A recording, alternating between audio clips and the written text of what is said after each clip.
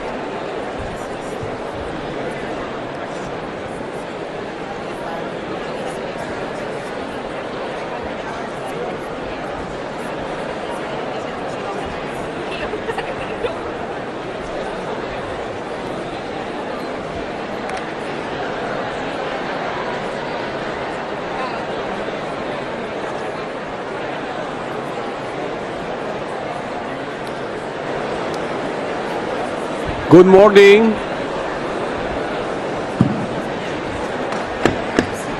Good morning, everyone. Please take your seats.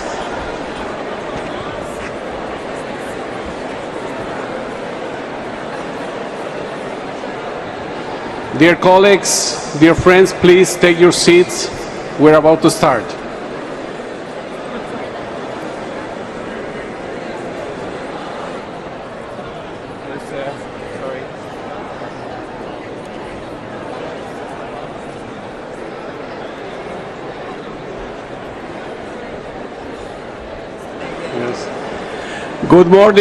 Good morning, everyone. Please take your seats.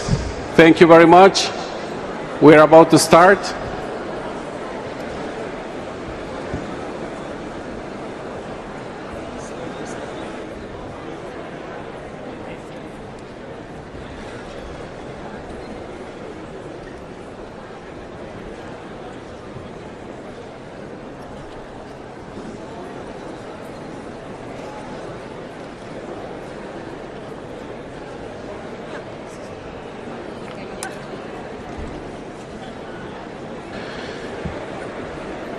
Thank you. Thank you very much, dear colleagues, dear friends.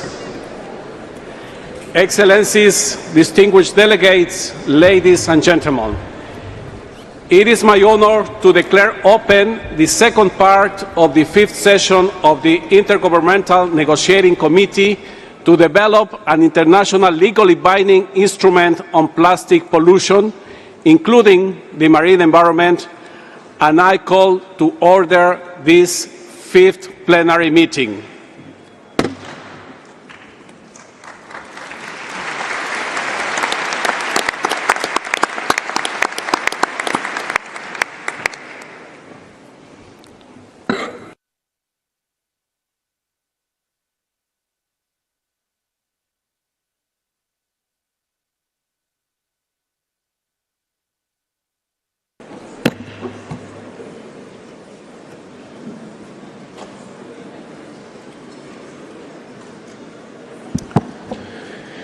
Excellencies,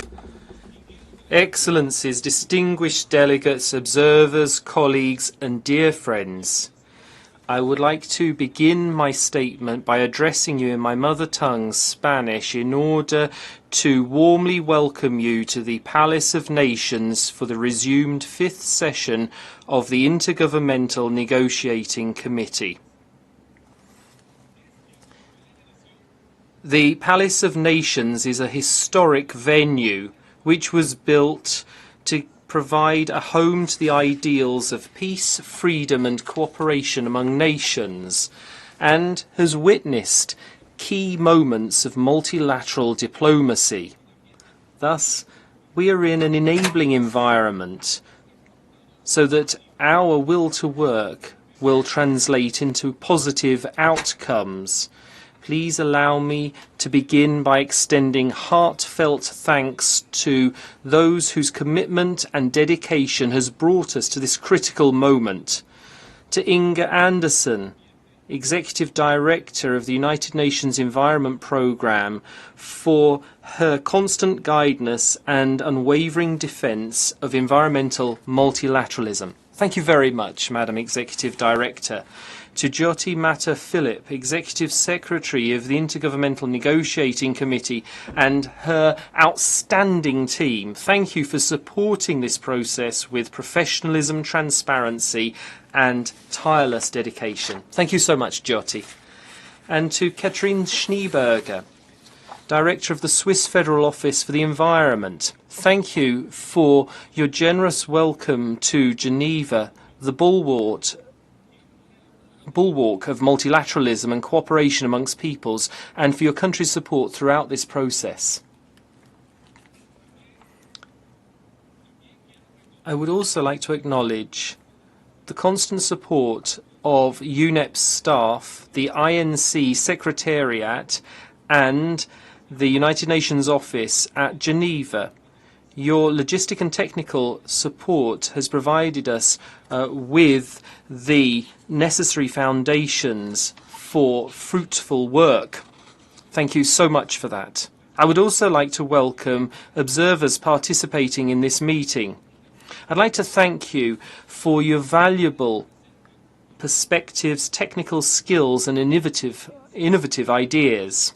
You represent civil society, industry, science and communities throughout the world, including indigenous peoples. And it is your voices that ensure the credibility and inclusion of this process. I'd like to encourage you to continue a vital role, not only as observers, but as active participants, as your contributions will help delegations build bridges and overcome differences. And lastly, but certainly not least, given your most relevant role in this collective effort, I would like to thank the member states represented here through your delegations. This is a negotiation among states. You are at the very heart of this process. You're the ones taking the decisions. Let's not forget that. And that means, as the Latin thinker said, a huge right, but at the same time a colossal responsibility. I would like to acknowledge your original decision, because all of you adopted the initial mandate through Resolution 5/14 of the United Nations Environment Assembly, which triggered this process. We know we still have a lot of work to do, and I don't want to underestimate how complex it will be, but we have already found significant points of convergence on difficult subjects, but there are still some outstanding differences of opinion.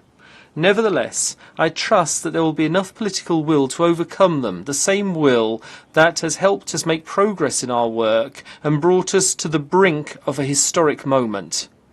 Please allow me now to continue my statement in English. Dear colleagues, we have come to Geneva with a shared vision to finish the work we start together and to fulfill the mandate given to us under UNEA Resolution 514. For the first time in history, the world is within a reach of a legally binding international instrument to end plastic pollution. This is a challenging task, but a deeply necessary one. We are facing a global crisis. Plastic pollution is damaging ecosystems, polluting our oceans and rivers, threatening biodiversity, harming human health, and unfairly impacting the most vulnerable. The urgency is real, the evidence is clear, and the responsibility is on us. We understand how we arrived to this point. A natural disaster did not cause this crisis. It is mainly an unintended result, since we are pretty sure nobody wants plastic pollution. Still, we have not been able to find a systematic and an effective way to stop it. Pollution results from our decisions, habits, and systems that have persisted because we have been unable to find ways to control it. Since it is a human-made crisis, it can and it must be tackled through human effort and global cooperation. We are supported by the best available science, which clearly shows that an effective international framework for cooperation and accountability, one that adopts a comprehensive approach throughout the life cycle of plastics, can significantly reduce plastic pollution and provide great benefits for both the environment and public health. You, member states, have the mandate, information and authority to act. You understand your national priorities, your red lines and constraints. This moment demands concrete and meaningful progress, not maximalist positions, but joint solutions, not finger-pointing, but pragmatic engagement. This moment calls for a recognition that the common good does not conflict with national interests, but instead arises from a careful and courageous balance between them. Since the first part of these sessions ended, I have worked closely with the Bureau and the Secretariat to develop a clear, organized, and tailored work plan that meets our needs at this stage. This plan aims to help you make rapid progress and complete the negotiations process by August 14, leading to an effective agreement. I thank you for your support to the Chair's scenario note, published on July 11. It outlines a practical approach designed to enable a steadfast advance, encourage collective ownership, and lead to concrete outcomes. Success will not rely only on plans. It will depend on how we leverage those plans to work together efficiently, starting today.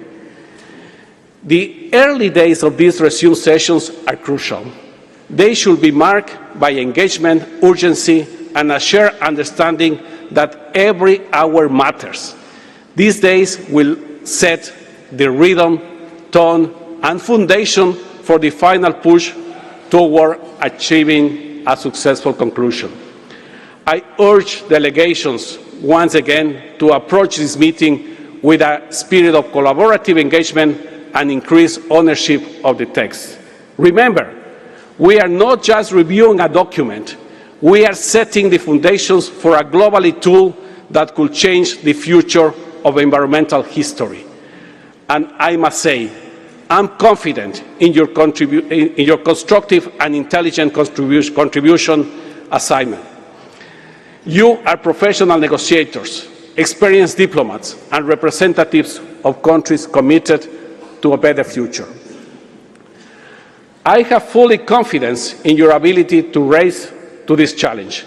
I believe in your capacity to achieve meaningful results this week and beyond, to refine the text and to find workable solutions to the most difficult remaining issues.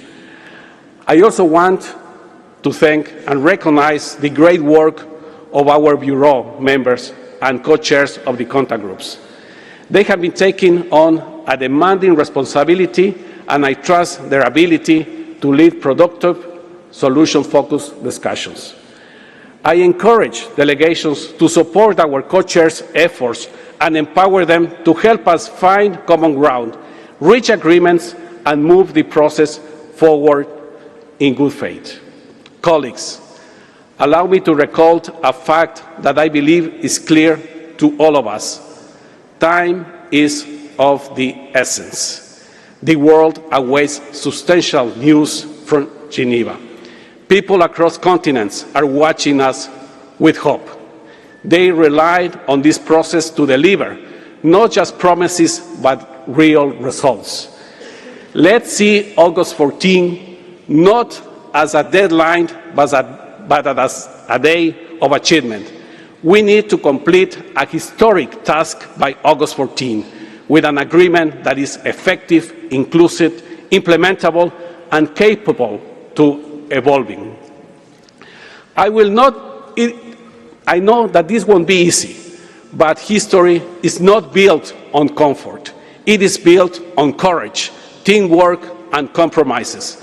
Together, we can make this meeting truly significant. Thank you very much.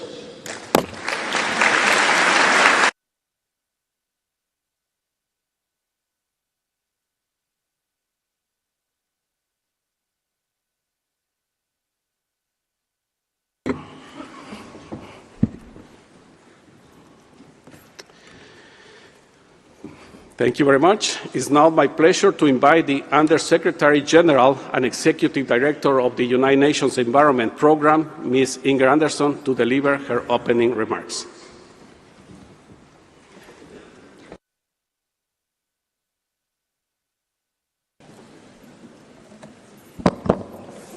Good morning. And let me start also by thanking you, dear Chair, Ambassador Luis Valdivieso, for your extraordinary leadership. We would not be here, we would not have reached as far as we have without it. Let me also thank you, dear Catherine Schneeberger, State Secretary, for opening the doors and the warm welcome that we have received here in beautiful Geneva and in beautiful Switzerland. And of course, let me thank my dear colleague, Diotimato Philip, the Executive Secretary, who has been leading this, and of course all the many colleagues behind her. But most of all, allow me to thank you, delegates, who have worked so hard to get us to this place. Also allow me to express appreciation to observers for their engagement throughout. So together we stand here with a warm welcome to this resumed session of the negotiation of the legally binding instrument to end plastic pollution, including in the marine environment. And my deep thanks to all for all the efforts that have gotten us here. Because almost 3.5 years have passed since that historic adoption at the United Nations Environment Assembly Resolution 514 in 2022. And it's now high time for member states to get the deal over the line. And today this means, of course, rolling up our collective sleeves, so to speak, and getting into the contact groups. And therefore, I will be brief. You face 10 days of intensive negotiations. You know this, and you know that you will have to work with hard work and long nights and determination, as you have done in all the other sessions before. And you also know that this will require the spirit of solidarity and compromise and understanding, as you have done before. But I believe, truly believe, that you can leave Geneva with a treaty gavelled. Because since Busan, you have enabled a real surge in diplomacy. You've been engaging with one another in informal settings, in bilaterals, in regional and consultations, across the regions and across viewpoints. And that has forged approaches, ideas, and yes, solution. And that engagement has been critical to getting us where we are today, as is indeed the most intense process of preparation that I have ever seen, demonstrating that member states who have joined as members of this process really want this treaty. So I thank you for this productive diplomacy, which has begun to carve out a path to a possible agreement. Now, I do accept that this path is narrow and at times a bit precarious, with a steep drop on either side, but we are here in the Alpine country, where we're used to steep drops. So let us find a way, let us bind together to navigate this path. The only way to reach destination is by going together. I'm always inspired as I enter these halls here in Geneva. This city is the birthplace of modern multilateralism. And while the setup of the League of Nations was far from ideal, and while many voices were excluded and unrepresented, this city set in motion and saw the setting in motion of this noble notion that countries can come together to solve problems. And as we look out on the soaring heights of the Alps, Let us reach for those heights as we take inspiration from the past, but build and shape for the future. I also invite you to draw inspiration from the establishment of the Intergovernmental Science Policy Panel on Chemicals, Waste and Pollution, which could provide important science for the Treaty on Plastic Pollution. By agreeing to this panel in Punta del Este just 2 months ago, member states proved yet again that multilateralism delivers, and now it's your turn. As you get down to negotiating, I remind you that, which you know, that the world wants you to succeed. The world wants and needs to tackle plastic pollution crisis. People are frankly outraged by the plastic in their environment. They are worried, they are watching, and rightly so. Plastic pollution is already in nature, in our oceans, and in our bloodstreams, and the plastic leakage to the environment is predicted to grow. And if we continue as we are right now, then we will see plastic pollution growing even more, with significant consequences for the environment, for economy, as yet indeed for human health.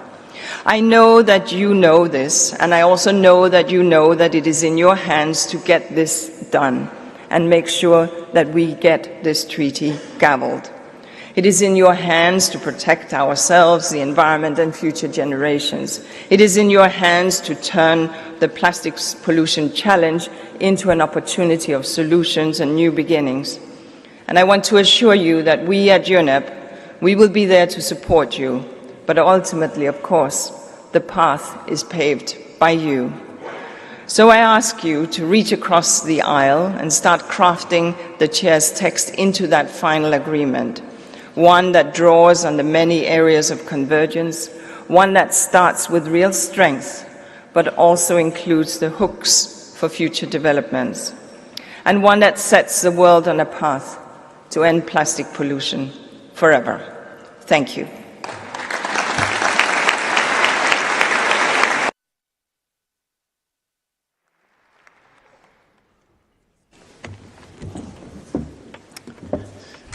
I thank the Executive Director of UNEP for her remarks. I have now the pleasure of inviting the Director of the Federal Office for the Environment of Switzerland, Ms. Katrin Schneeberger, our host country, to deliver her opening remarks. Please.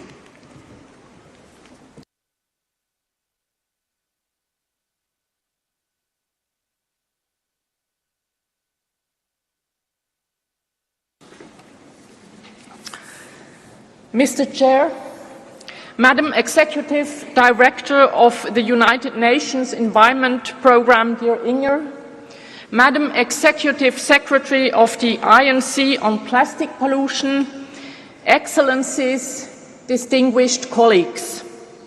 It is a great pleasure for Switzerland to host these pivotal negotiations with the objective of finalizing a treaty text to put an end to plastic pollution. I am delighted to welcome you to Geneva, a city that embodies dialogue, cooperation, and a commitment to multilateralism.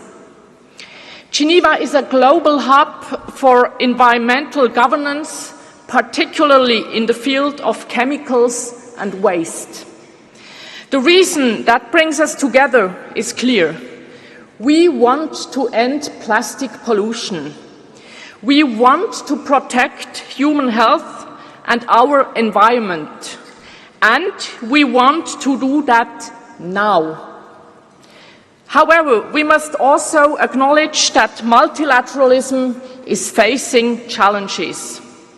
Geopolitical tensions and financial crises can sometimes hinder our ability to act collectively. Let's demonstrate to the world that multilateralism is effective. Let's demonstrate to the world that countries are willing to find sustainable solutions. And let's write history again in the Palais des Nations. Excellencies, dear colleagues, writing history means engaging constructively, taking collective action and delivering concrete results. In the coming days, we have the opportunity to do just that. By negotiating core elements of an effective plastics treaty and by finding comprehensive solutions and measures across the full life cycle of plastics to address plastic pollution effectively. But in doing so, we must bear one fundamental fact in mind. Plastic pollution knows no borders. It is what we call transboundary pollution. It moves with rivers, oceans, wind, and trade. What is produced and discarded in one country can have devastating consequences thousands of kilometers away, harming ecosystems and communities that played no part in its creation. Because of its transboundary nature, plastic pollution cannot be addressed by any one country alone. Even the most ambitious national policies will fall short unless they form part of a coherent and coordinated global effort. This is why we need a legally binding international treaty, a treaty that is inclusive, science-based and robust. A treaty that unites all countries around shared objectives and responsibilities. And a treaty that supports implementation on the ground. Plastic pollution is a global problem that demands a global solution. Dear colleagues, all eyes are on Geneva as we work to deliver a historic outcome.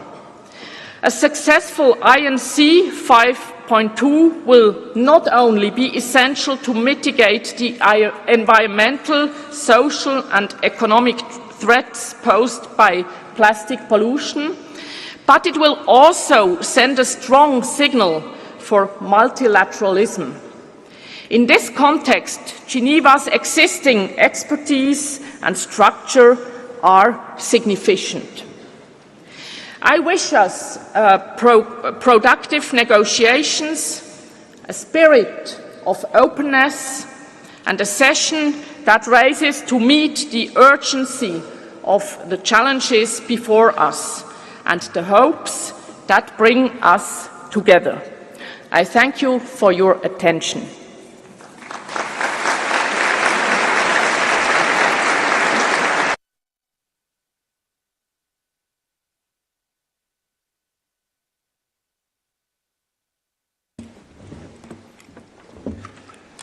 I thank the Director of the Federal Office for the Environment of Switzerland for her remarks. And now I would like to invite our Executive Secretary, Ms. Jyoti Mathur-Philip, to provide her opening remarks.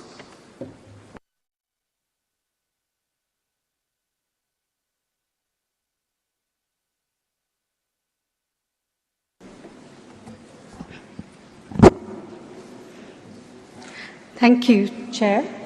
Ambassador Luis Valles Valdivieso, Chair of the INC, Ms. Inger Anderson, Executive Director of the UN Environment Programme and Under-Secretary General of the UN, Excellency Ms. Catherine Scheenberger, Director of Switzerland's Federal Office for the Environment, Excellencies, distinguished delegates.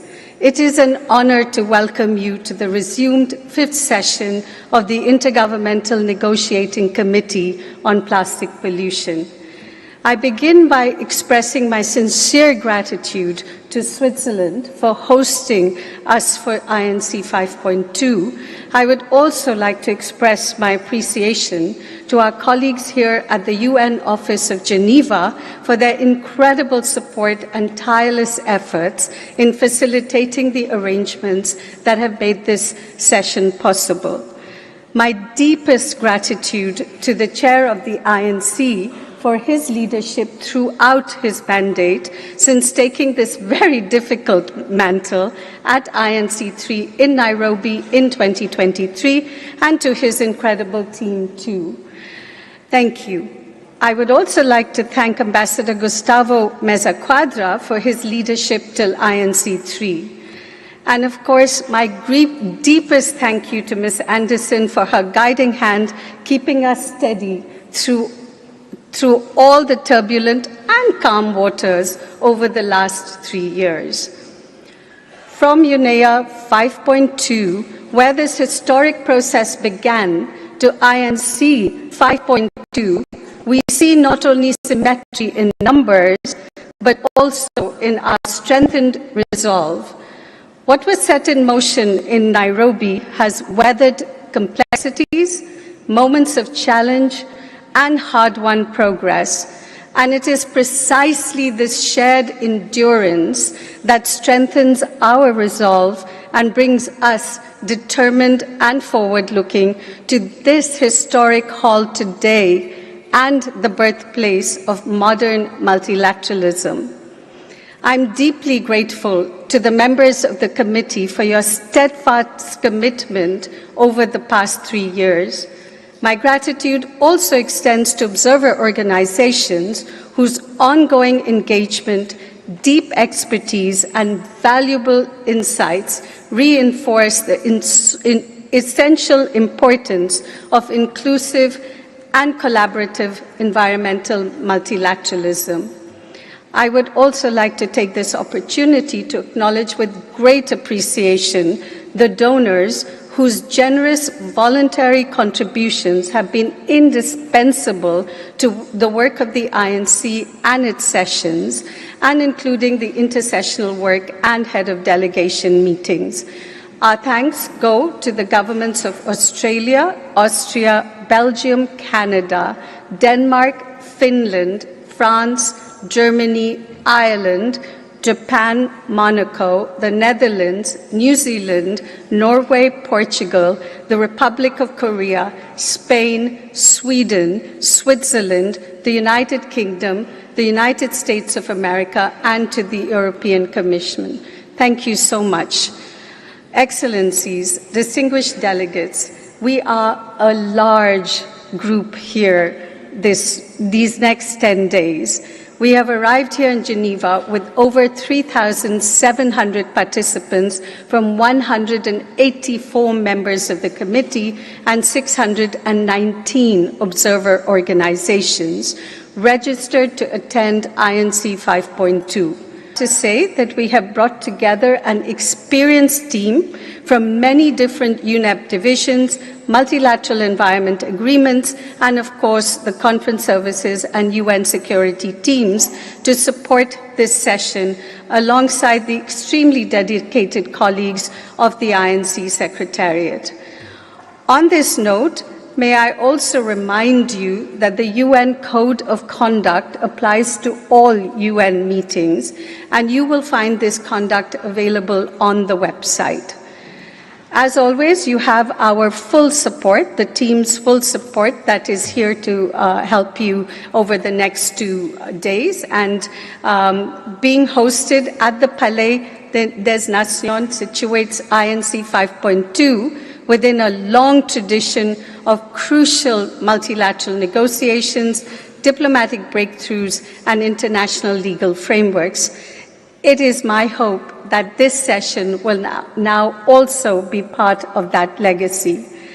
And as I know you are impatient to start work, I will conclude by inviting you to envision 15th of August, a day when the world awakens, unified with an international instrument to end plastic pollution, crafted through our collective determination, dialogue, and shared commitment over these past 3 years. I hope this vision will be able to guide you over the next days. Thank you.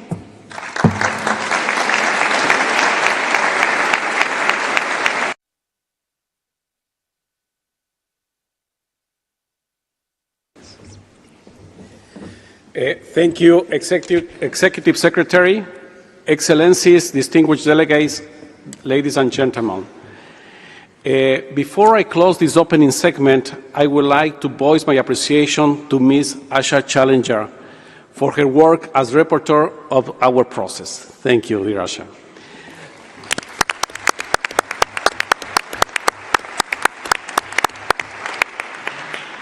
That said, please allow a 5-minute break for our dignitaries to leave the podium, and distinguished delegates, please remain seated. Thank you very much.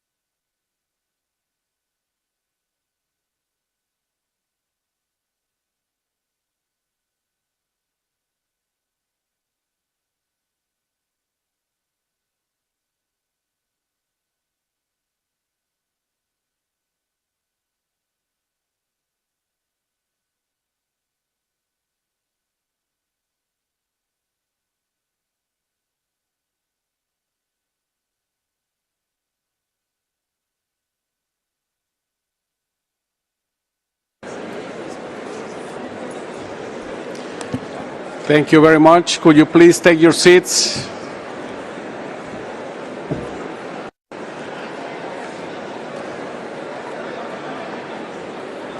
Thank you, dear colleagues. Please take your seats.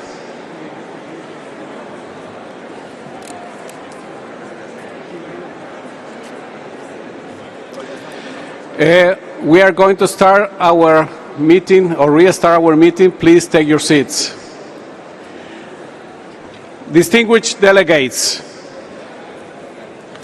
further to my consultations with members during the informal heads of delegation meeting and the regional consultations, and as I have outlined in my scenario note, I invite members, regional groups, and groups of members to submit any statement by writing through the INC in-session document platform, which is now available.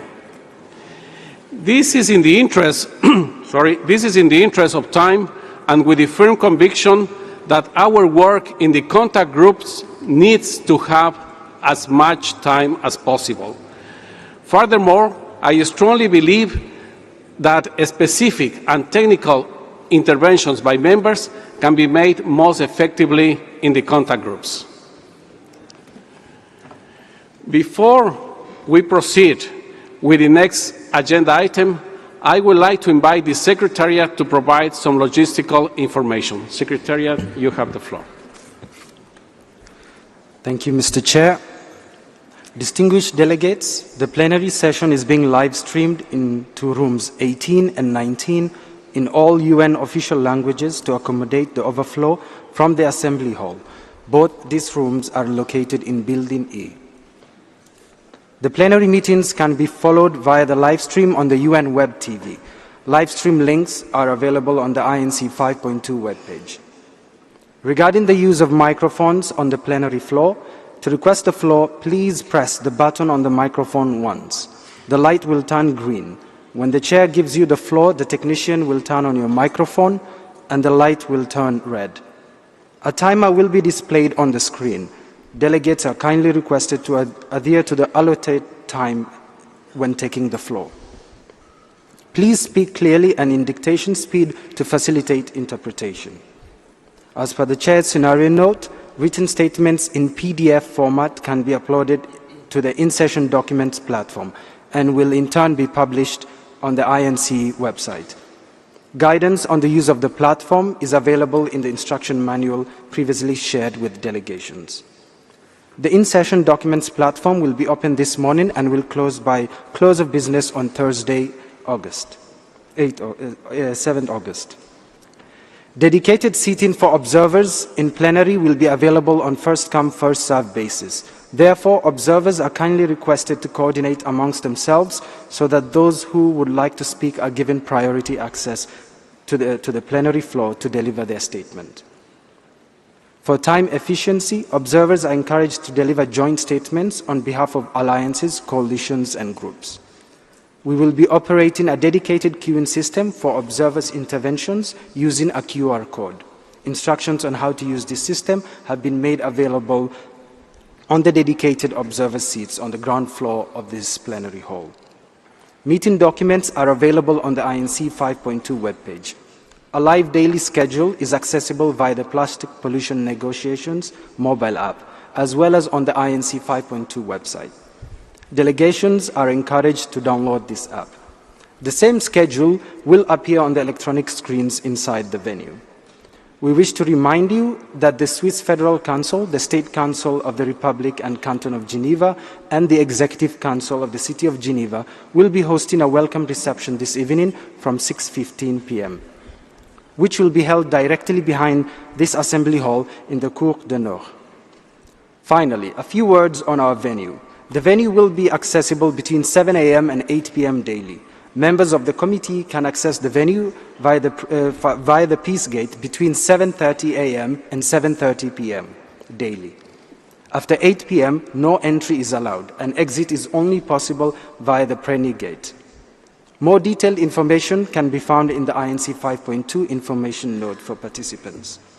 The schedule for payment of DSA for funded delegates is available in the INC 5.2 information note for participants as well. The name of the open Wi-Fi network in the venue is the public-Wi-Fi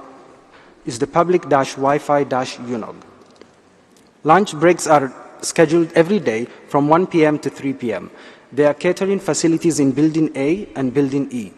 The list of the opening hours of each catering point is available in the INC 5.2 information note for participants, as well as in the mobile app under information.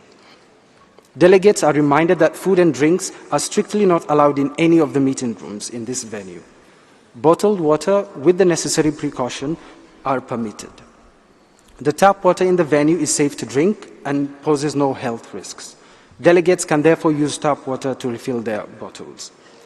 A lost and found counter is located at the reception desk of Building E. This meeting is striving to be single-use plastics free. We call on you, delegates, to also do your part. Thank you, Mr. Chair. And I thank you, Secretariat. And this concludes our consideration of Agenda Item 1. Distinguished delegates, the committee will now resume its consideration of Agenda Item 3C on the organization of work. You will recall the committee considered Sub-Item 3B on the adoption of agenda for this session during the first part of the fifth session.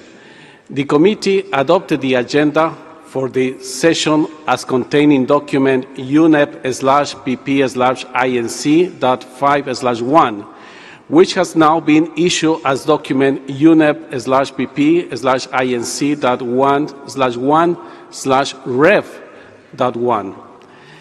The annotated agenda for the second part of the session has been issued as document UNEP/PP/INC.5/1/Rev.1/@.1. You will also recall that the committee considered Agenda Item 2 on the election of officers and elected a vice chair from the Asia-Pacific States Group. I'm pleased to inform you that at this stage there are no further developments under this agenda item.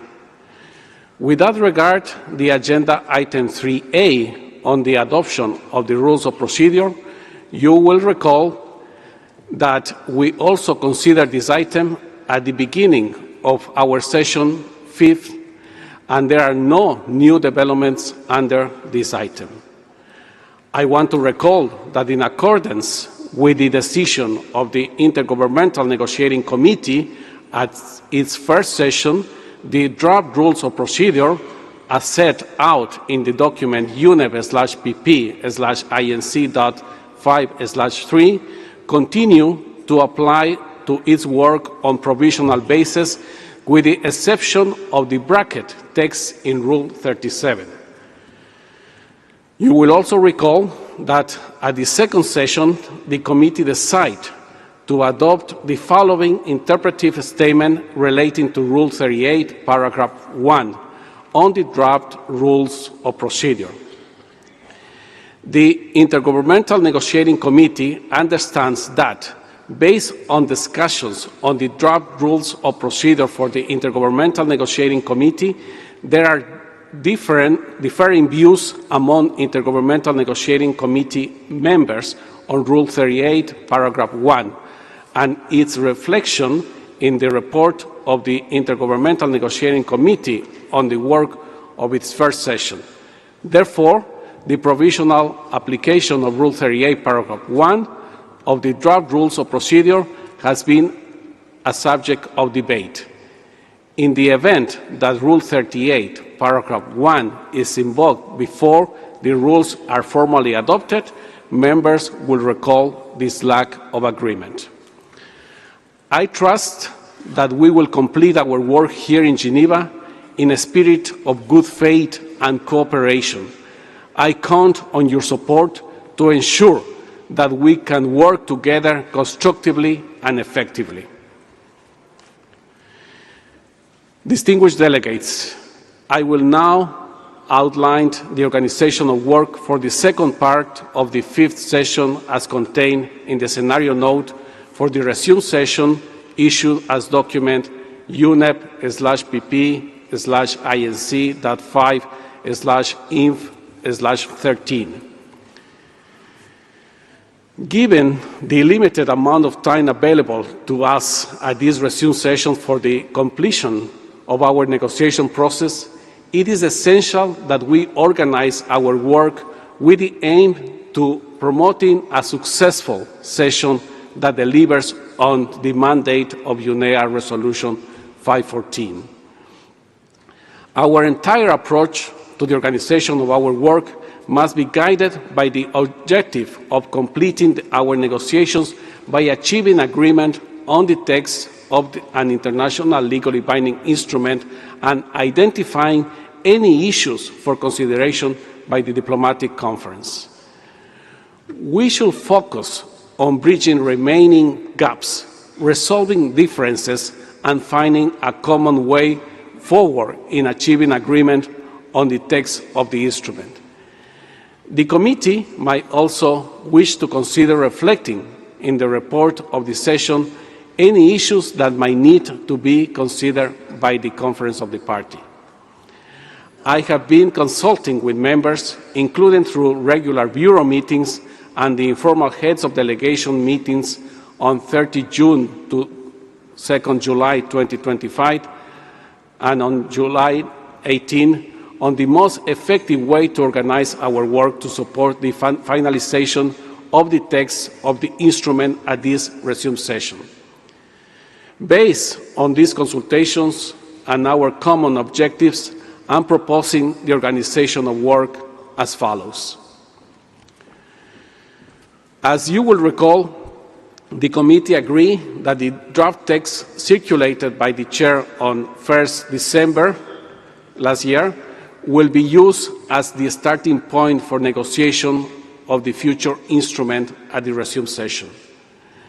This is without prejudice of the right of any member to propose additions, deletions, or modifications to the text during the session, and that the negotiations will be conducted on the basis of the principle of that nothing is agreed until everything is agreed. I would therefore like to emphasize and make it clear from the outset that the starting point for the negotiations in the contact groups is the draft text that was circulated on 1st December. Distinguished delegates, let me first address the contact groups. As you will recall, during the first part of the session in Busan, the committee established 4 contact groups, each with a clear, defined mandate covering specific clusters of issues and appointed their respective co-chairs. I propose that these 4 contact groups continue their work at this resumed session. The mandates of the contact groups remain generally as agreed at the starting of our session in Busan, with one fine-tuning based on the consultations we had during the formal heads of delegation meeting and with the Bureau, and as outlined in my scenario note.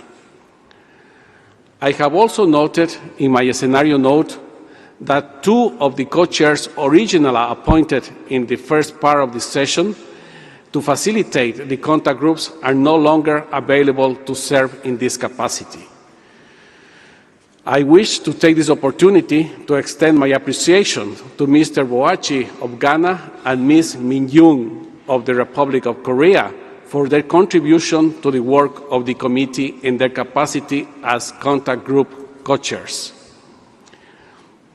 After consultations, I propose that the committee appoint Mr. Peter Justice Derry of Ghana as co-chair of Contact Group 2, and Mr. Go Kobayashi of Japan as co-chair of Contact Group 4. Thus, the co-chairs of the contact groups will be as follows. Contact Group 1 will be co-chaired by Mr. Axel Borgmann of Germany and Ms. Maria Angelica Ikeda of Brazil.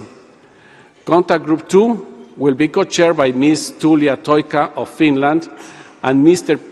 Peter Derry of Ghana. Contact Group 3 will be co-chaired by Ms. Kate Lynch of Australia and Ms. Gwen Caesar of Palau. And Contact Group 4 will be co-chaired by Mr. Linroy Christian of Antigua and Barbuda and Mr. Go Kobayashi of Japan. I trust that you will join me in extending your full support to these co-chairs who will guide the contact group's work over the coming days. I hope this is agreeable to everyone.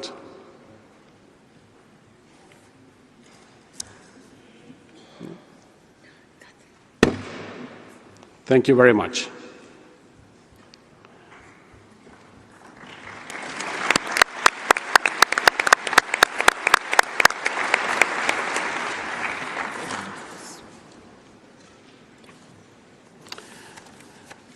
I wish to congratulate, therefore, Mr. Deri of Ghana and Mr. Kobayashi of Japan on their appointment as co-chairs. Congratulations. I also wish to extend my appreciation to all the other co-chairs for continuing to undertake this important task of facilitating our negotiations. For all issues within their mandate, the contact groups will first, conduct textual negotiations and make proposals for consideration of the committee. And second, time permitting, and if needed, identify any issues where relevant for consideration by the diplomatic conference. I would like to emphasize that the priority of our work this week is delivering concrete negotiation outcomes to finalize the text of the instrument. In undertaking the work and negotiating the text, the contact groups should use the relevant sections of the draft text circulated on 1st December as the starting point, and as relevant, refer to any bridging text proposals that have been made by members. The contact groups will be expected to regularly make available the text produced during the next 4 days. The outcomes from the contact groups as of Friday, 8th of August, will be assembled by the Secretariat into a single document, which will be made available for the plenary on Saturday, 9th August, as a conference room paper. Our interim goal is to have an assembled document ready by Friday, and I expect everyone to work towards this objective. For this assembled document, each contact group will be expected to present draft text that is as clean as possible across the articles within this mandate. Having gone through several iterations of compilation text during INCs 3, 4, and 5.1, at this stage, collective ownership needs to be the guiding light. Work in the contact groups must move in line with advancing the development of text with a view of reaching an agreement by the end of the resumed session. For these purposes of this assembled document, the contact groups are expected to provide by Friday evening, 8 August, a text of which there is convergence that could be forwarded by the plenary to the legal drafting group. B, any text requiring further work and its status, as well as proposed ways forward for resolving differences. And C, where relevant, any issue to be raised by the committee to consideration by the diplomatic conference. I would like to emphasize that this assembled document will provide a snapshot of the status of the negotiations and will not be the final document. Therefore, I do not expect any textual negotiations on this assembled document at the stocktake plenary meeting on Saturday. For the stocktake plenary, I have 3 expectations. Firstly, that the committee will be in a position to transmit a number of articles to the legal drafting group with the understanding that nothing is agreed until everything is agreed. Secondly, that the committee will not articles that have overall convergence but still require some refinement before they can be transmitted to the legal drafting group. Lastly, that the committee will take note of the few articles with remaining open issues. With this in mind, I expect the committee will then be able to determine the most appropriate modalities of work to enable us to focus on critical issues and make the necessary progress to finalize the text. Each contact group should have the flexibility to organize its work in the most effective manner possible to foster convergence and further development the draft text of the instrument across all areas within its mandate. It will also be important to ensure a degree of consistency in the method of work across the contact groups. I request the co-chairs to provide clarity at the outset of their approach to the conduct of their work. To ensure that textual negotiations can progress as effectively as possible in the contact groups, it is important that the co-chairs actively facilitate the further development of texts, and it is also important that the text coming from the contact group to the plenary should have shared ownership by the group. Active engagement among members themselves, including through informal consultations to facilitate dialogue, explore solutions, and formulate possible landing zones, is essential. Any proposal presented during this resume session should be focusing on areas where open issues remain and should be aimed at bridging gaps and facilitating convergence.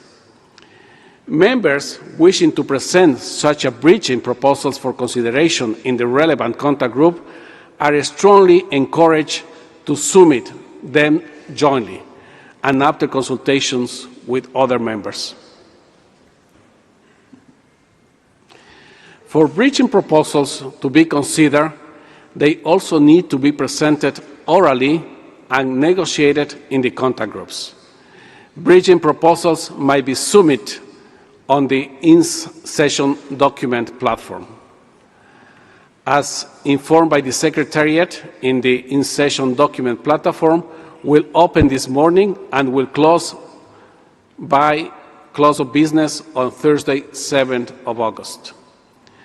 Contact groups should have the flexibility to resort to different working modalities as needed, including through informal settings, to develop texts that will bridge positions to achieve solutions.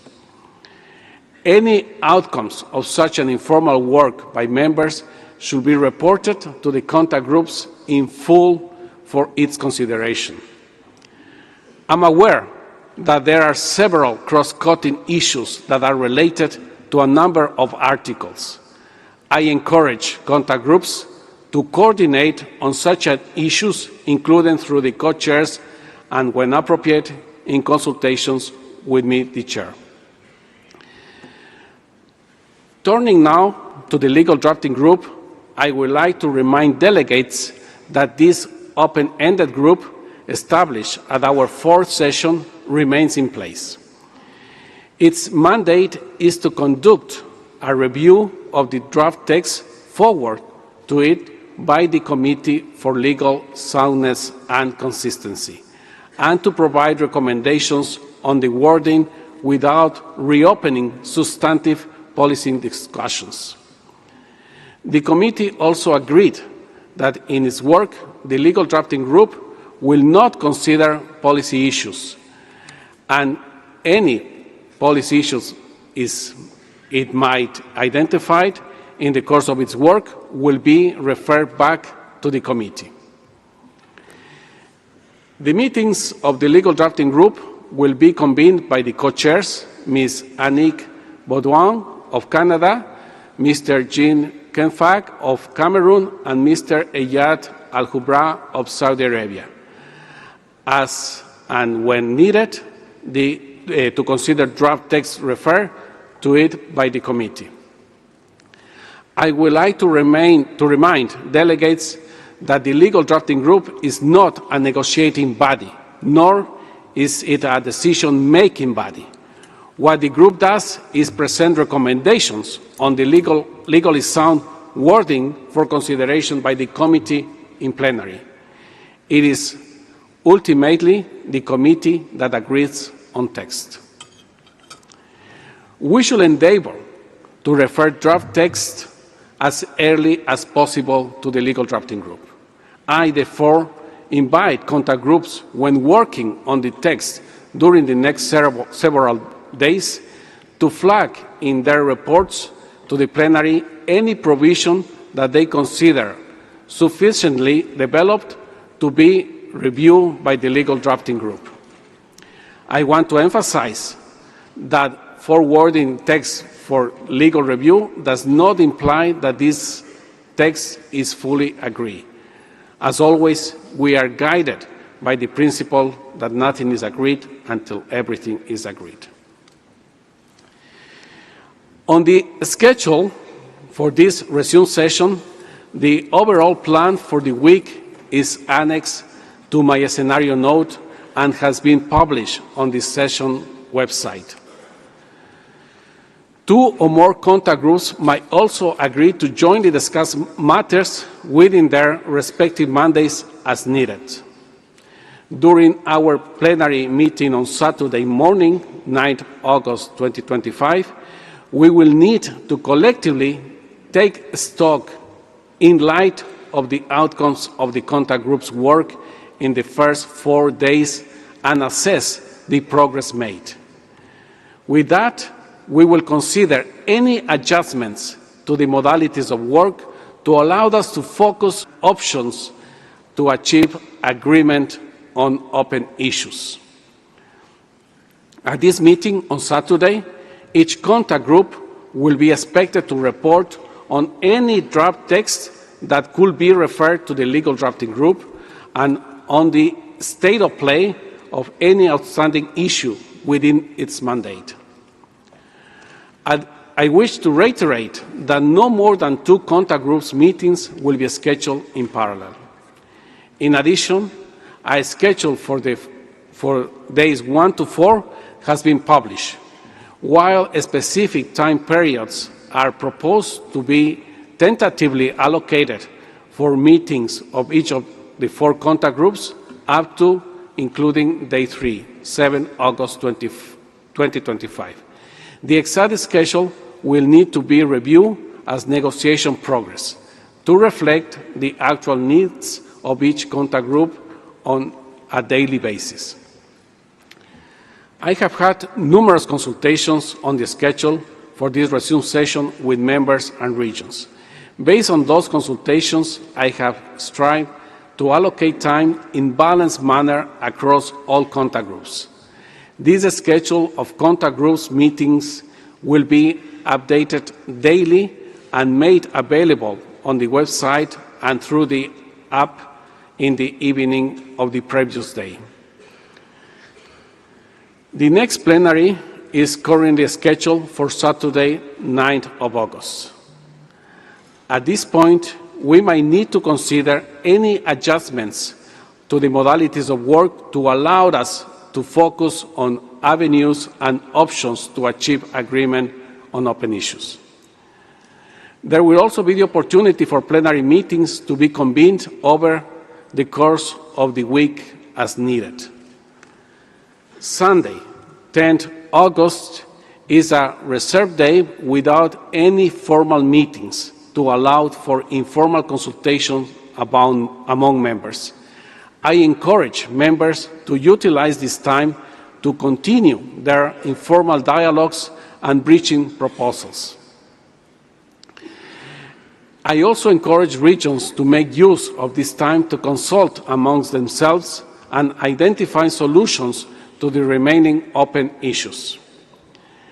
The schedule for Monday 11th through Thursday 14th of August will be developed over the course of the resumed session, taking into account the progress achieved.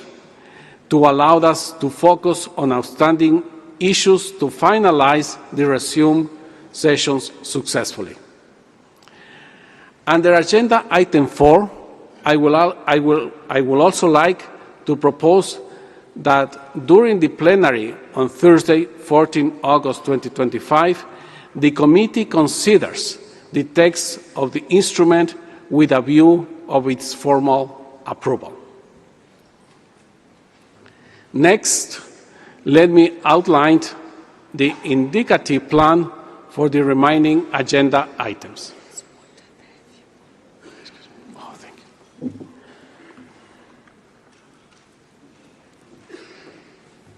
Thank you. Next, let me outline the indicative plan for the remaining agenda items. It was good with the water. In the plenary of Thursday, 14 of August, we will also consider Agenda Item 5 on other matters.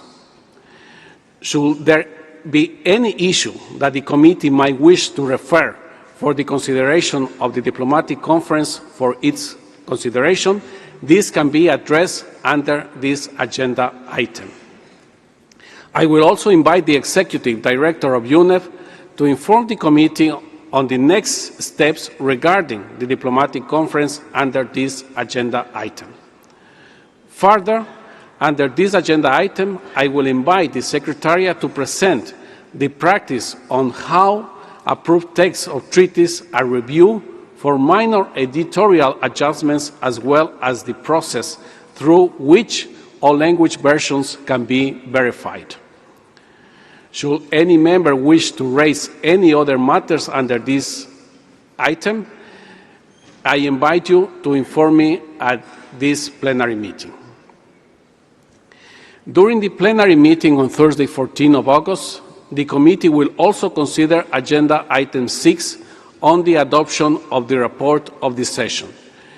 You will recall that at the end of the first part of the fifth session, the committee adopted the report for the first part of the session contained in document UNEP/PP/INC.5/8 on the basis of the draft report that had been circulated, on the understanding that the committee will be invited to adopt the remainder of the report once drafted and circulated to all members at the resumed fifth session.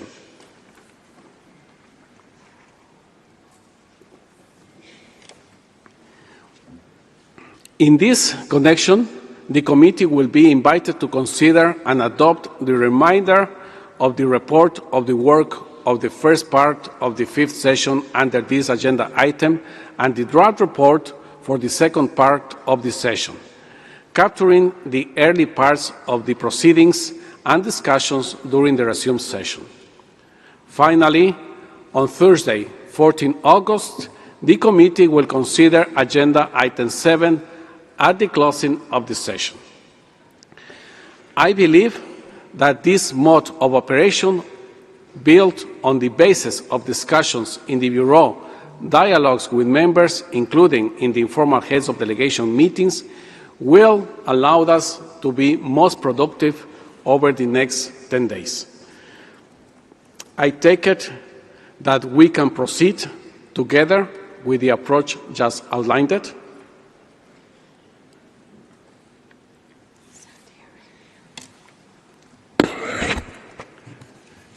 Saudi Arabia, you have the floor.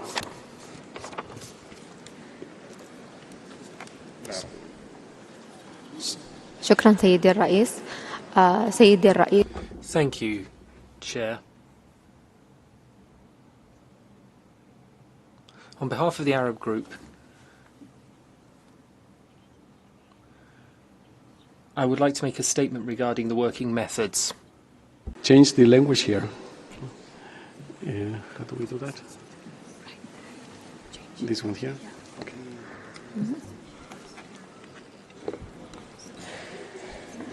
Okay. Please continue. I'm sorry for that. السيد الرئيس، لجنة التفاوض الدولية.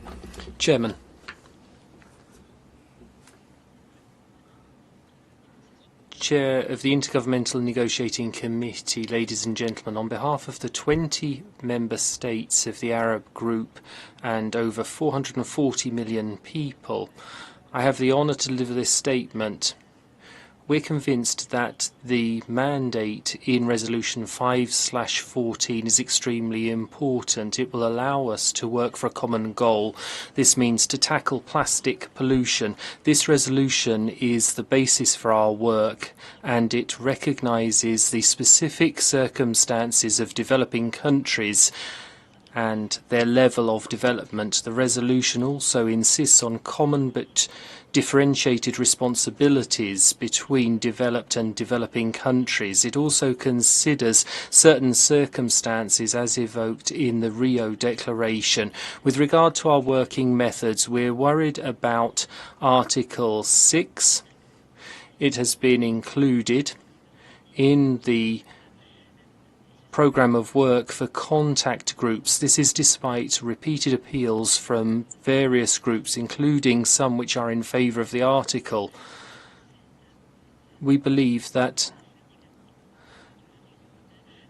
we should put off discussion. This was also a call which was made during the meeting of heads of delegations. We do not agree with that article, but we respect your position, Chair, and we will participate in dates with a constructive spirit. But if we don't manage to reach a consensus on this issue, then we would like to make an appeal to the committee to swiftly move on with other issues instead of continuing our debates on more controversial issues. So we believe that we could deal with controversial issues in unofficial meetings instead of debating them in the contact groups. There, it's vital that we focus on getting work started. We believe that we must hold negotiations so that we can build trust between all parties. We would like to insist, in fact, on having a clear and transparent mechanism for organising informal meetings. They would be organised by the parties and can play an important role. However, too many informal meetings could overburden delegations, particularly small delegations. This means to say that they would not be able to participate effectively. In addition, informal meetings should be organised bearing in mind the practicalities. There must be a clear timetable so that each and every one of us can take part. Furthermore, the Arab group would like to make another request. All contact group meetings should be concluded by 9 p.m. at the latest each day. This is extremely important for delegations that are small in number. This is because these delegations will have to tackle a number of challenges if they're to effectively participate in all meetings. If we have reasonable working hours, this means that we will be able to hold effective negotiations and ensure that there is effective and efficient participation by all delegations. This will enable us to achieve the best possible outcomes in these important negotiations. The Arab group stands ready to work constructively so that we can achieve a balanced and efficient treaty that will enable us to make progress for the benefit of all peoples of the world. Thank you very much. There were no any questions.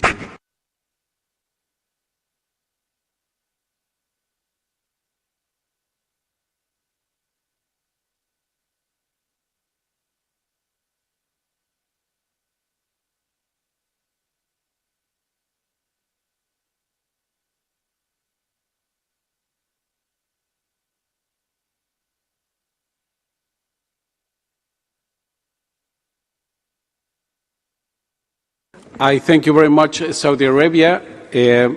I now give the floor to Ghana. Please, Ghana, you have the floor. Thank you, Chair. I make this intervention on behalf of the African Group of Negotiators. Africa has requested multiple times for contact groups 1 and 3 not to meet or run simultaneously. Although the largest UN group, Africa remains a region of multiple small delegations, underfunded and overstretched. In the spirit of inclusivity and transparency, we demand our requests be taken into account and the schedule be adjusted accordingly to ensure that contact groups 1 and 3 do not meet simultaneously. Indeed, the AGN is unable to participate in the contact group discussions if this issue is not resolved. I thank you, Chair. And I thank you very much, Ghana. Now I would like to give the floor to Marshall Islands, please.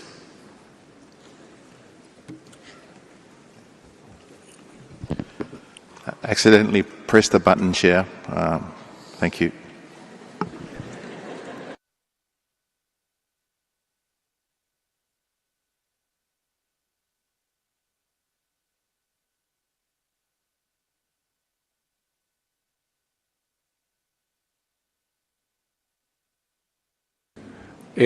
Well, thank you. I'm sorry for that mistake. And now Angola, please. No, it's a mistake too. Something is happening. Let me check with the Secretariat because I have a list of speakers here. And, well, we will check immediately. Yeah.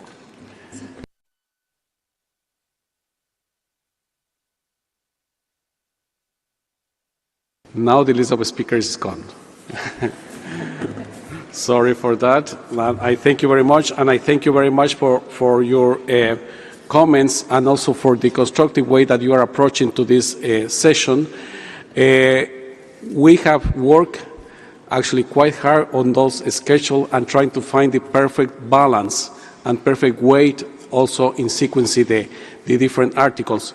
That's why we are presenting the schedule for the 2 first days, and as I have mentioned before, with the flexibility given in the contact groups also to discuss about this.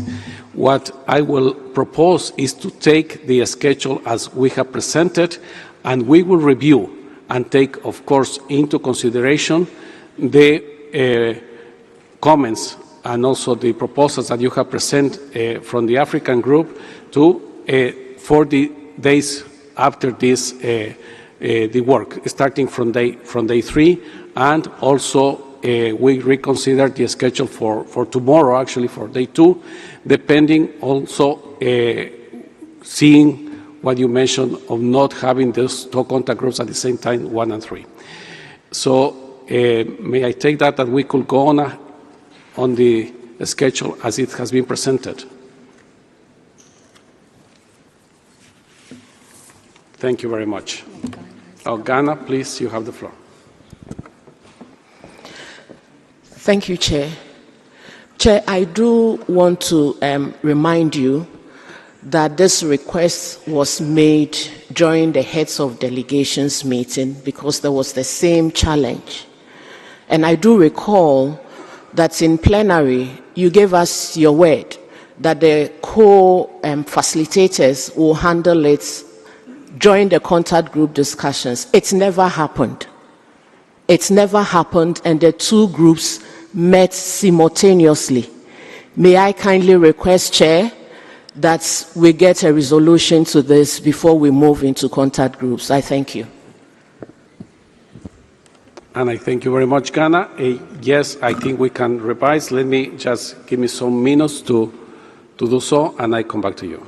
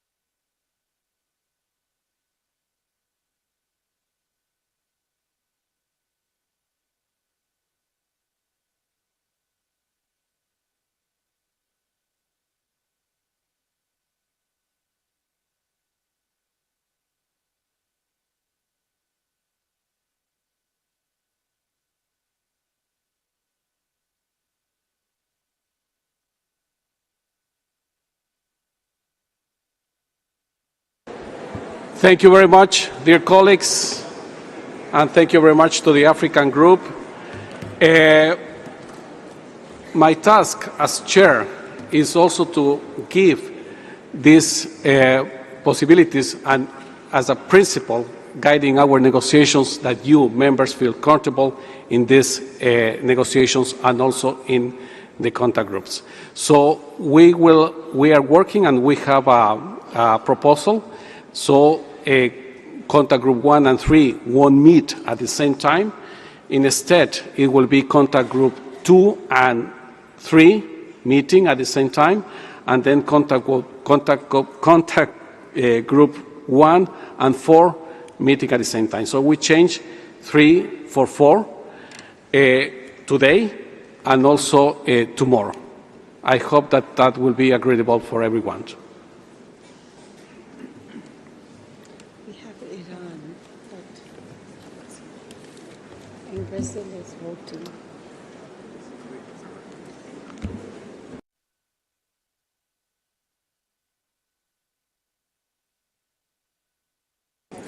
Iran, you have the floor.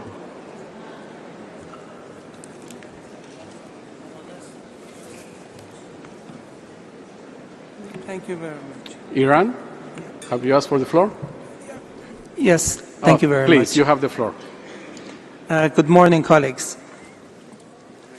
Since this is the first time that we have the floor, we wish to appreciate you and also the INC Secretariat, as well as the government of Switzerland, for giving us another opportunity to sit together and try to resolve the outstanding issues with the hope that we could conclude these negotiations in this conference.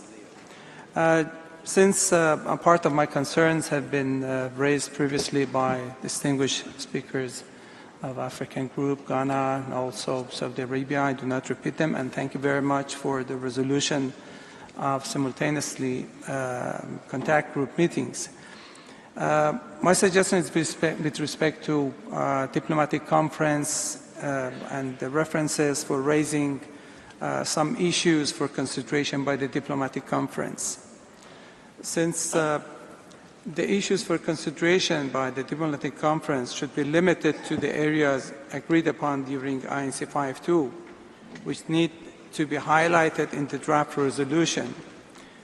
And such issues shall in no way determine any agenda, including the discussion on substantial issues between the diplomatic conference and the first COP meeting of the future instrument, and or prejudge the first COP decision on its priority areas of work, including establishment of any subsidiary bodies, annexes, list of possible products and substances, targets, and timelines.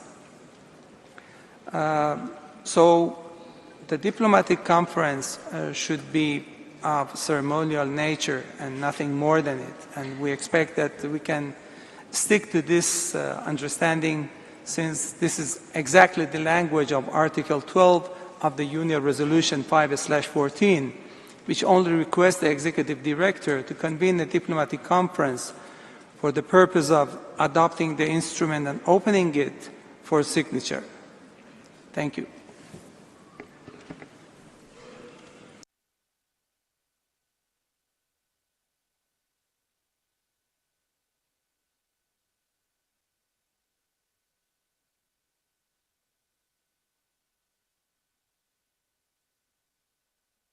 All right. Thank you very much to Iran. Now I would like to give the floor to the United States of America. The U.S., please, you have the floor.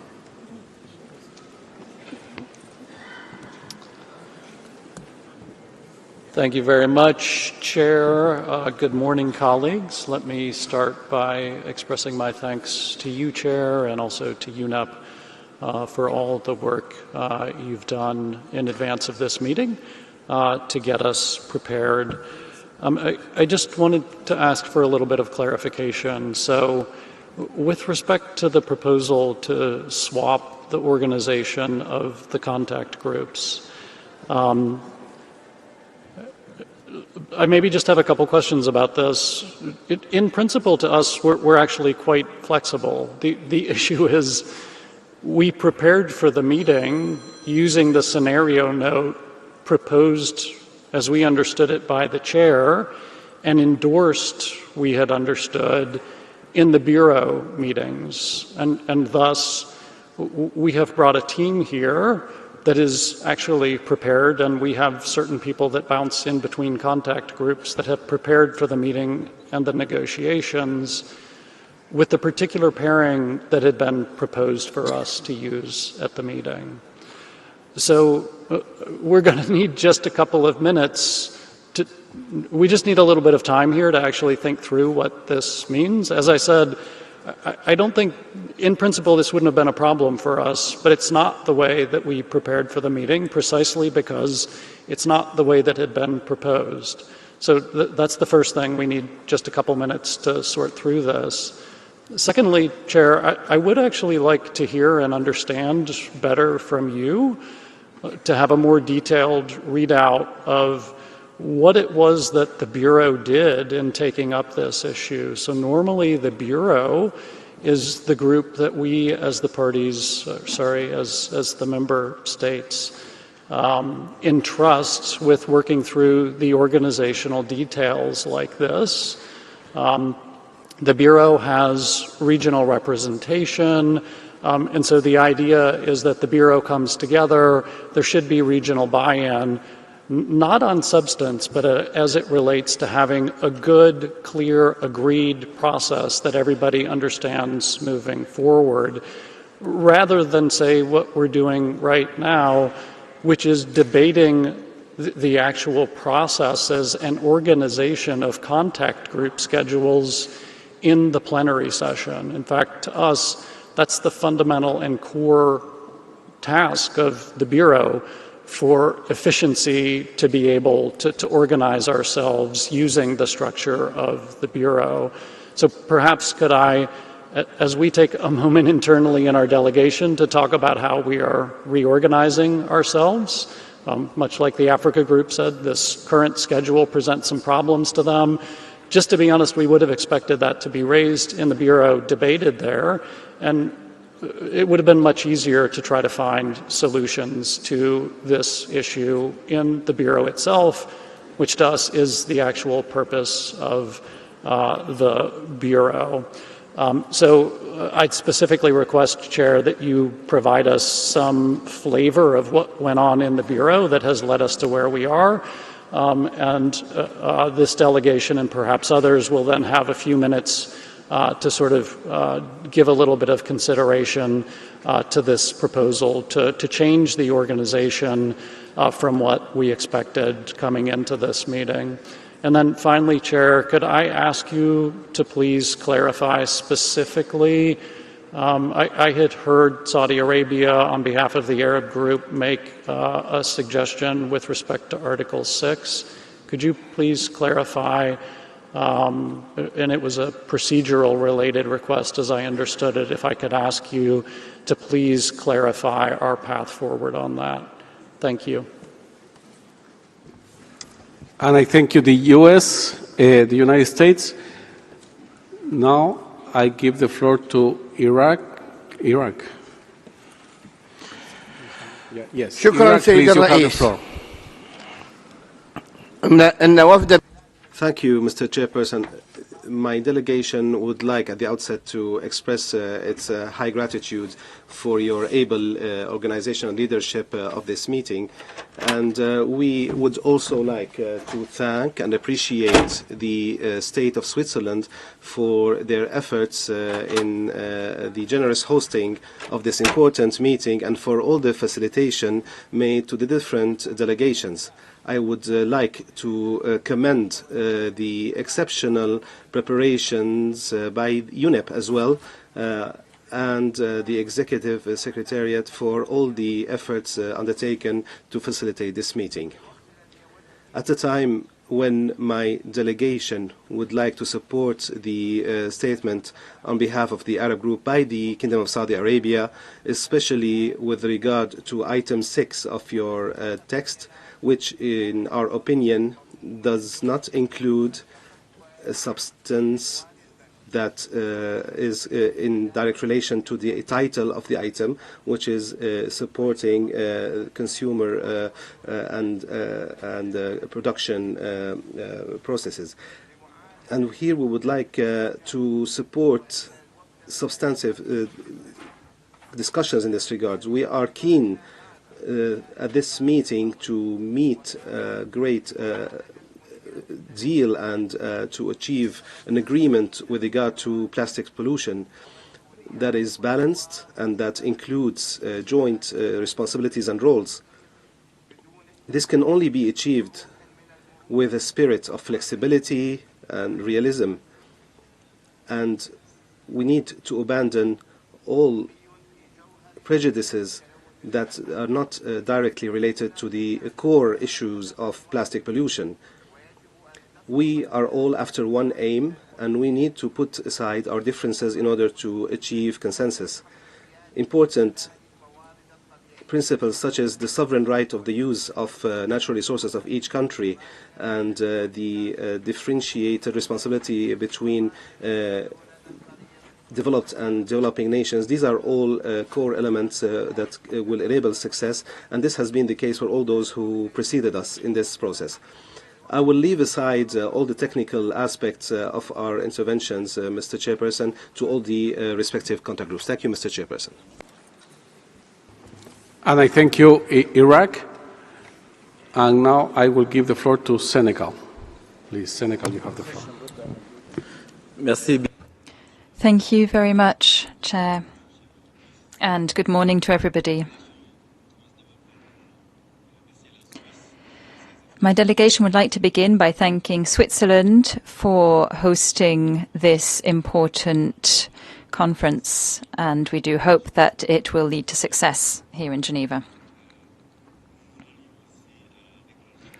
We align ourselves with the statement made by Ghana on behalf of the Africa Group regarding contact groups 1 and 3 and their meeting simultaneously.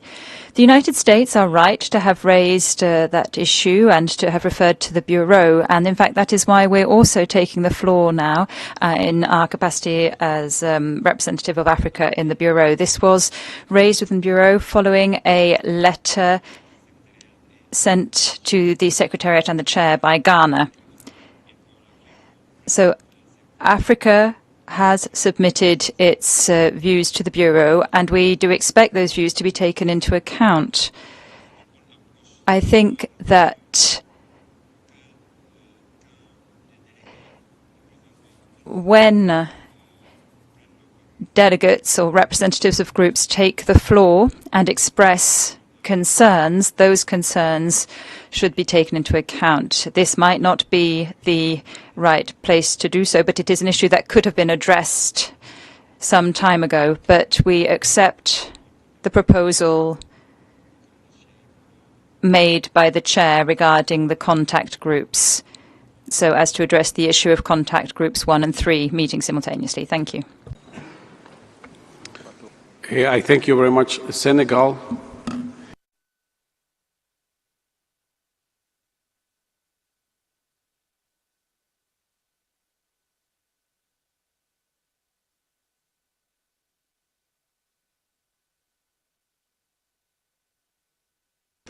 I thank you very much, dear colleagues, for your comments.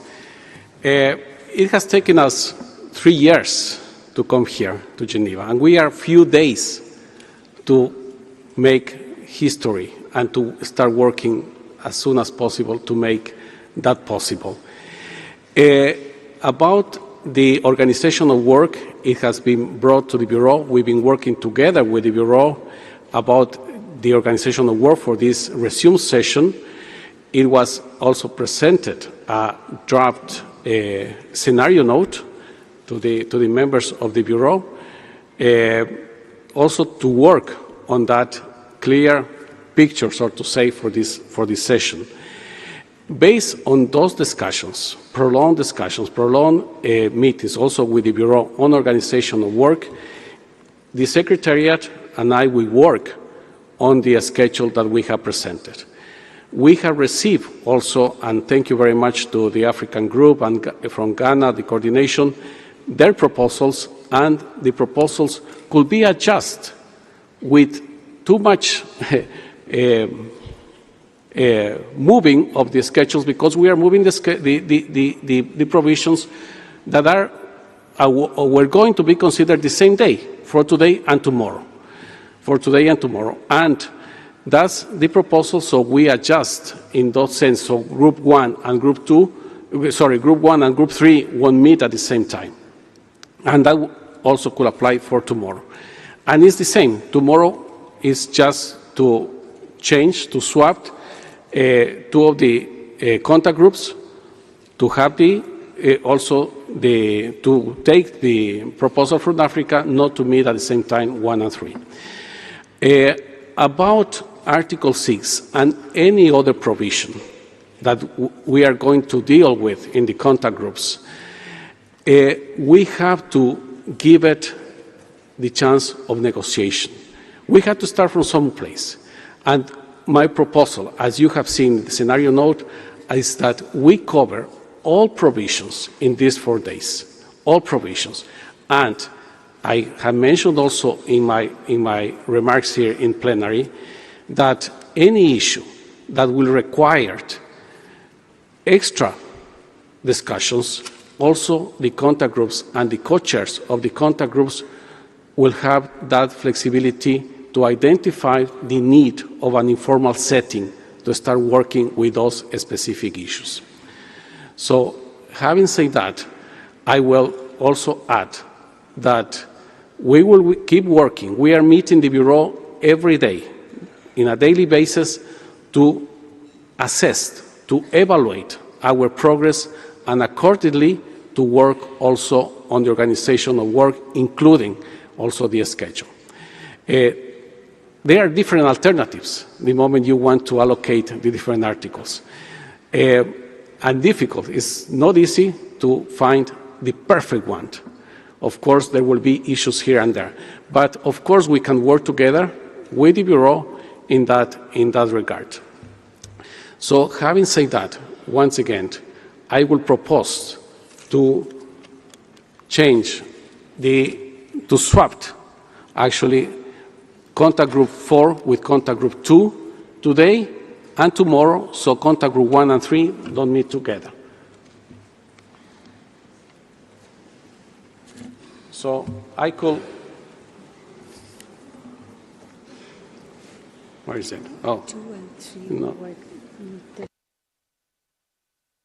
So the schedule for today could be, if you agreed, that 2 and 3 work at the same time, parallelly, this morning, and 1 and 4 works in the afternoon, and in the evening will be 2 and 3 today.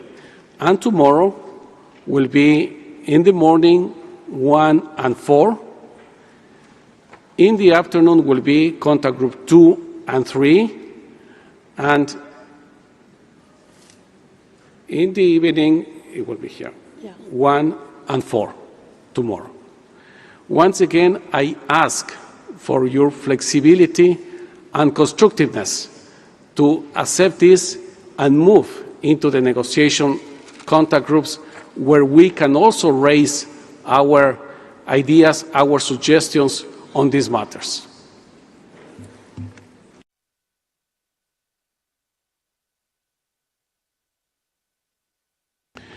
Brazil, you have the floor. Thank you very much, Mr. Chair. Good morning, everyone. As it's the first time that I take the floor, may I thank you, the UNEP Secretariat, and the government of Switzerland for having us here for this final round of our negotiations. We are always very supportive, as we have always been, of requests made by smaller delegations from developing countries, especially when it comes to having a schedule that would accommodate their need in terms of representation, and the fact that having less delegates that are able to participate in some discussions lead us to having some reforms or changes in our schedule that would best accommodate them. Brazil has always defended consensus as a mode of work here in the INC and elsewhere, and we believe that the best way to achieve consensus is to be very inclusive and to have all delegations as possible in all our discussions. We're also mindful of the fact that it was pointed out by another delegation that there might be a need to have some time in order to reorganize the work of each delegate. So, of course, I think we can always make room for that as well. But just to say that we support not only your decision but the request from the African group. What I would propose further in order for us, because this is already a change, so people will have to adapt to it, that we don't change the order of provisions in each contact group, because then we would be creating a lot of havoc. So I understand that the only thing that we are changing here is just having contact groups 1 and 4 meeting at the same time and 2 and 3, but not changing the order of provisions that we will be discussing in each contact group. I also support what you said about giving the opportunity for all contact groups to discuss all provisions. I think this will be very much needed. And there was one delegation that mentioned that it is important that everybody has access to the information about informals where members will participate. We believe that it's important that all members are able to participate in all informals that are scheduled. It is difficult to anticipate each and every member's interests in specific articles, so it's better just to keep it open for delegations and having this information available for everybody. I would then probably recommend that the best way to do this is via the app, and also have the reformed schedule as you decided upon now to be also available in the app so that we can all follow this on an equal basis. Thank you very much. I thank you very much. Brazil. I can see in the list the United States. Would you like to take the floor again? The U.S.? Please. Yes. Please. Thank you, Chair. Just a couple of quick points. I think the first is, having had a few moments to think about it, we are okay with changing the pairing of the contact groups, so this delegation can be flexible on that. I would just make two other points, I think. So I understand essentially you are now pairing, your pairs are contact group 2 and 3 together, and then 1 and 4 together. Just to say for us, and probably for some other delegations, that means we're changing how we're deploying our personnel. So our preference would be throughout the week and the negotiations that we continue to pair them in the same way, if you see what I mean. So I did just want to say that. I know you're not deciding the entire schedule of the week here, but if we start switching them back or changing the pairings, it once again, I think, is sort of disruptive to the coverage. But we're flexible in terms of how you move forward with this. I also appreciate your comment about the Bureau, but just that would be my final comment, is it would be our expectation that in the future that the Bureau is able to sort out. I believe that's what you just said a few moments ago, Chair. But to talk about the scheduling, to work it out in the Bureau rather than having the debate in the plenary itself. And that was the point that I was making before, but I just wanted to emphasize that. I think it's a much more efficient and frankly appropriate way for us to proceed, because in fact that's why we agreed to establish the Bureau in the first place. Thank you, Chair. And I thank you very much to the U.S. for your flexibility. Thank you very much. And also we will be working with the Bureau, as I mentioned. I can see in my list Trinidad and Tobago. Please, Trinidad and Tobago, you have the floor. Thank you, Chair. And regarding the matter on the revision of the scheduling, as a small team, we have organized our work and internal coordination based on the previously agreed schedule. Each member of our two-person delegation has been assigned to follow specific contact groups and thematic areas accordingly. Any substantive changes to this structure at this stage presents very logistical and strategic challenges for us, as it disrupts our ability to effectively engage and contribute to the negotiations. We therefore request that due consideration be given to the operational realities faced by these small delegations and urge that we maintain the consistency of the schedule to allow for meaningful and effective negotiations. Thank you. And I thank you very much, Trinidad and Tobago.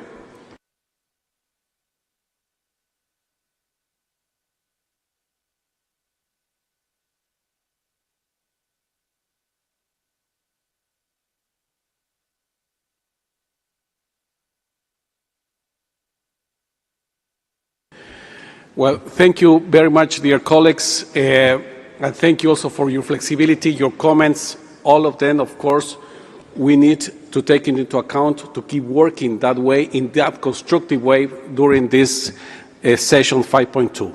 So with that change, and I think with that swap of the contact groups, not the provisions, of course, I can take it this as, okay, you are fine with that? I hear no objections, then it is so decided. Thank you very much.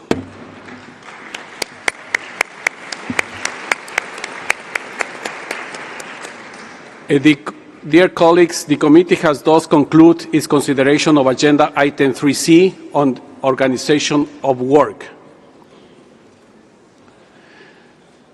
Distinguished delegates, the committee will now consider Agenda Item 4 on the preparation of the international legally binding instrument on plastic pollution, including in the marine environment.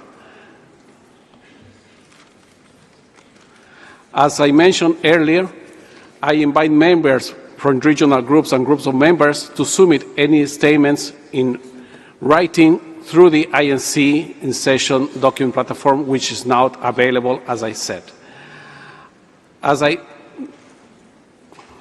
Sorry.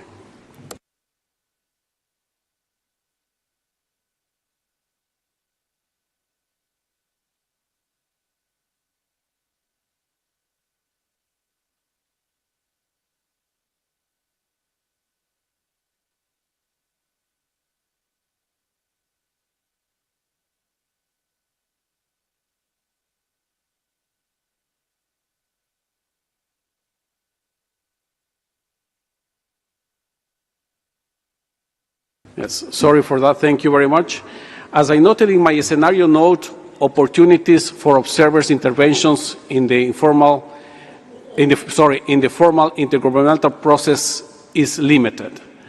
After statements by regional groups and groups of members, 30 minutes will be allocated to hear from observers representing different broad constituencies, and the online document platform also will be available for observers to share written statements.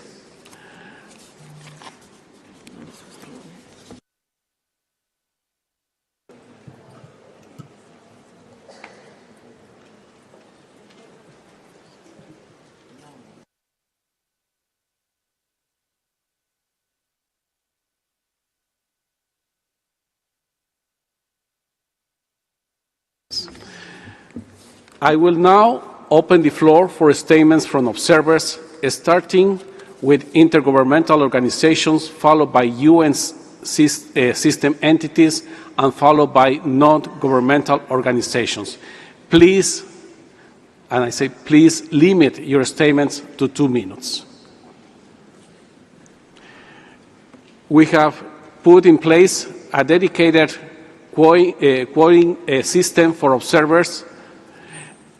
Introductions on how to use this system have been made available on the dedicated observer seats on the ground floor of the plenary hall.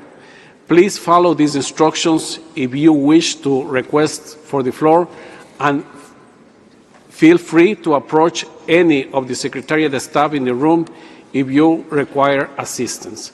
Once again, please keep your intervention short and focused. As I mentioned previously, observers speaking for alliances, coalitions, and groups will be given priority.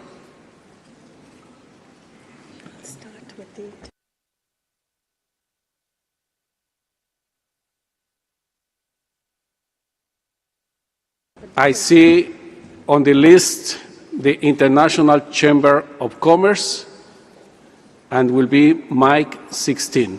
Please, you have the floor, ICC.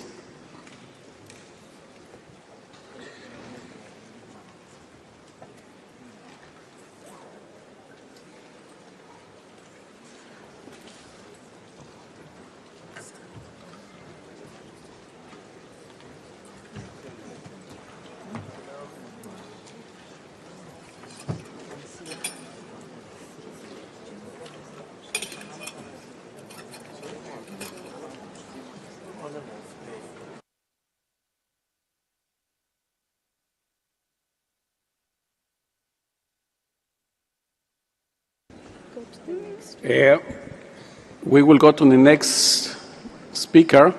That is the United Nations Office of the High Commissioner for Human Rights, mic 51.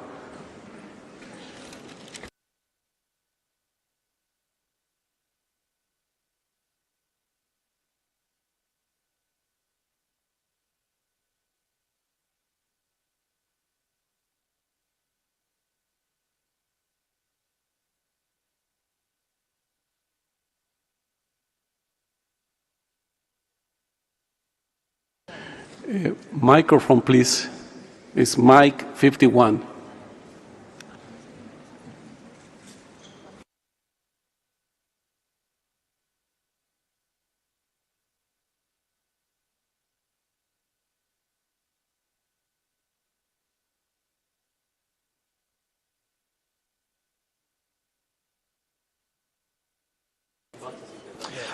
Thank you, Chair.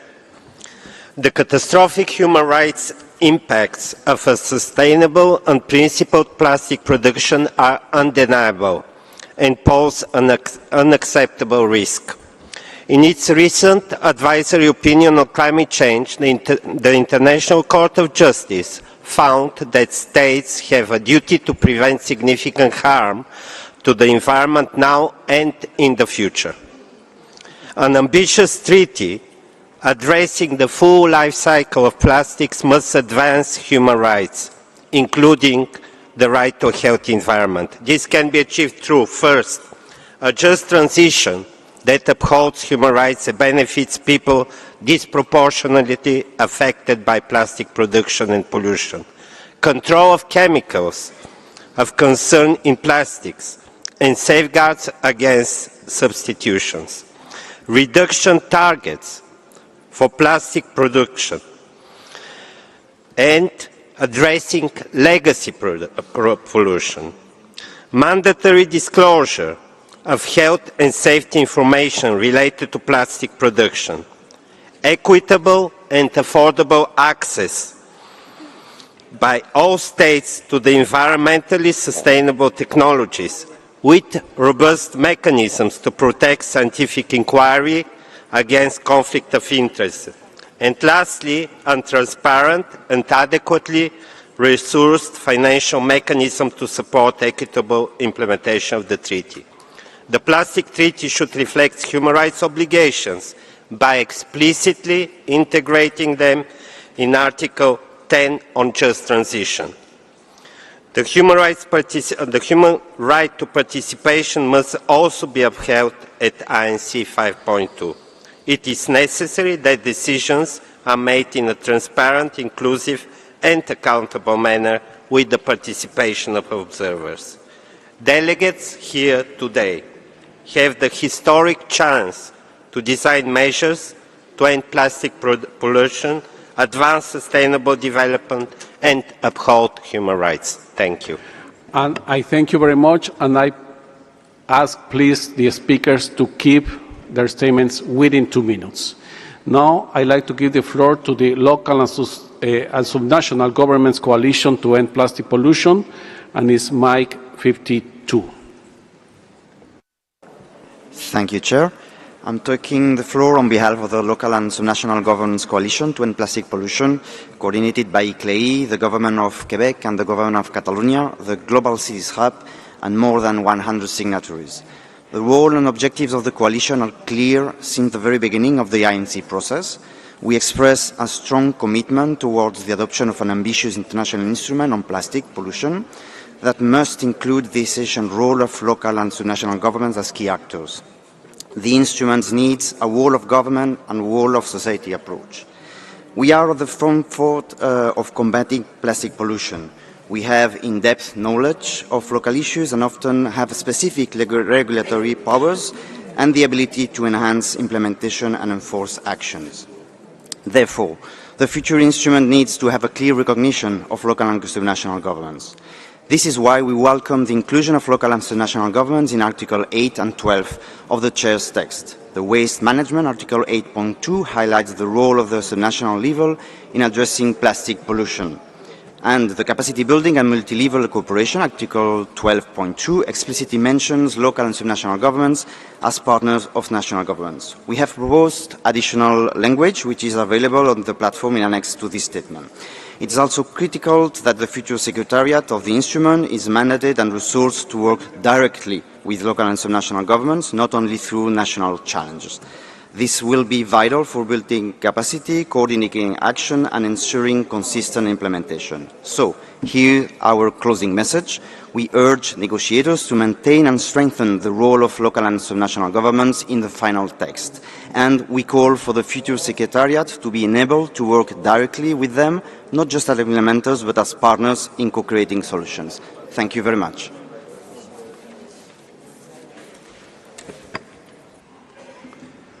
I thank you very much. Now I would like to give the floor to the Youth Plastic Action Network, mic 40.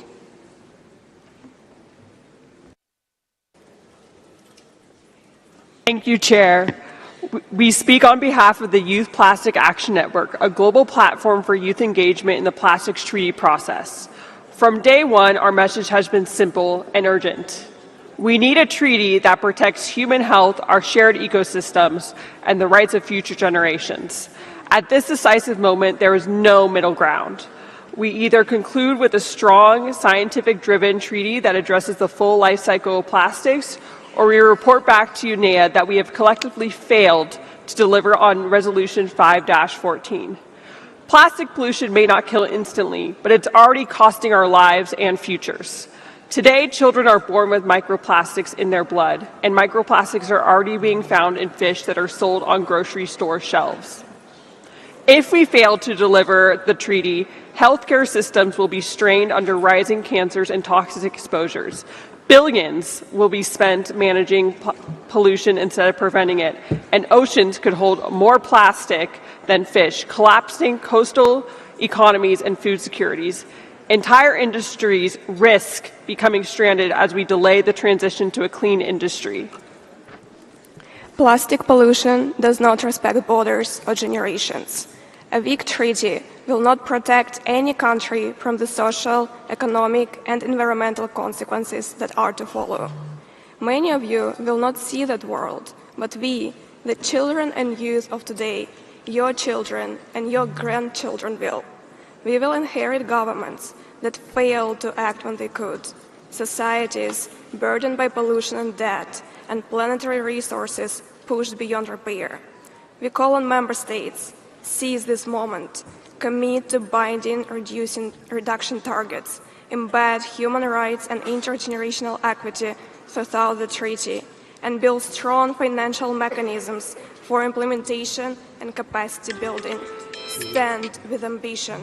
Deliver the treaty that the world desperately needs and the future deserves.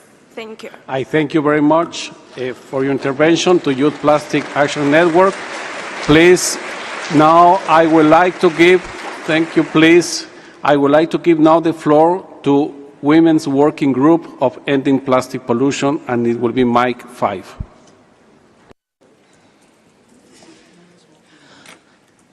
Honorable Chair, distinguished delegates, colleagues and friends. I'm Rabeb Alwi from Tunisia, and I will be speaking on behalf of the Women Working Group on Ending Plastic Pollution. We gather here in Geneva today with a shared mission to end plastic pollution, but we must be honest that this is not an environmental crisis, it's a human health emergency, and it is a justice issue. Scientific studies now confirm that microplastics have been found in human placentas on both the maternal and the fetal sites. They have also been detected in newborns' forced vomit. Exposure begins before birth, and its consequences may last a lifetime. This is not an abstract. This is personal. This is generational.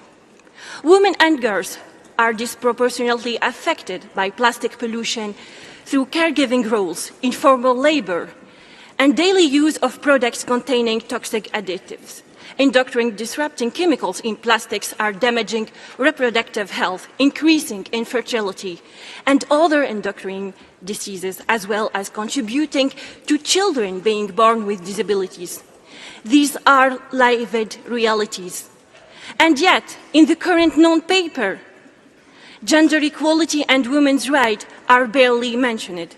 We must ask, how can we build a treaty that protects people if it doesn't name those most affected?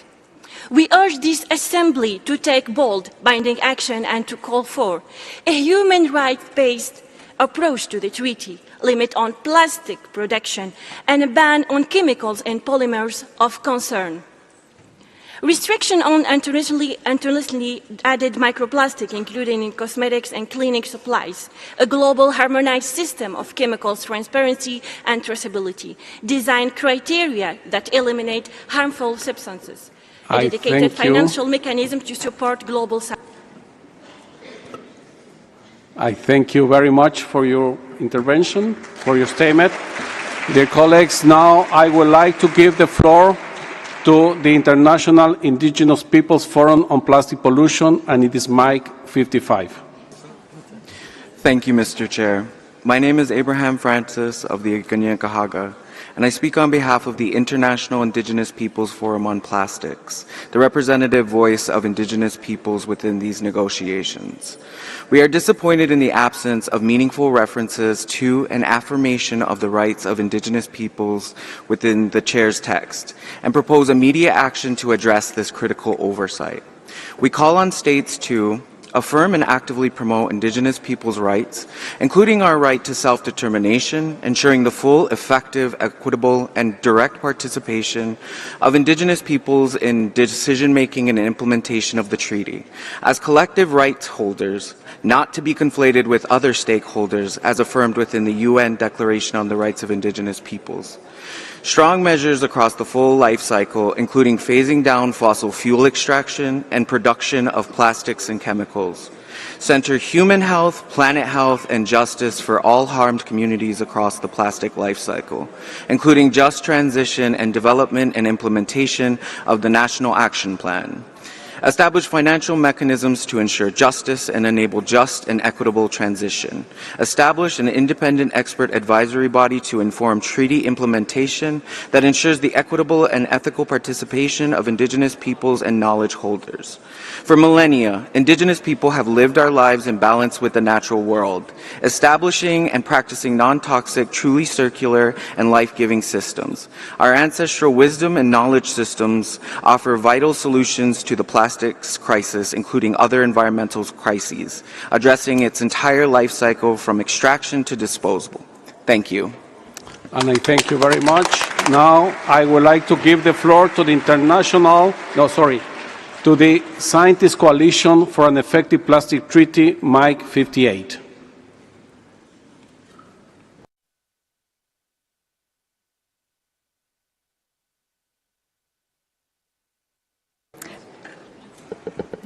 The Scientist Coalition for an Effective Plastics Treaty are 450 independent experts from 65 countries.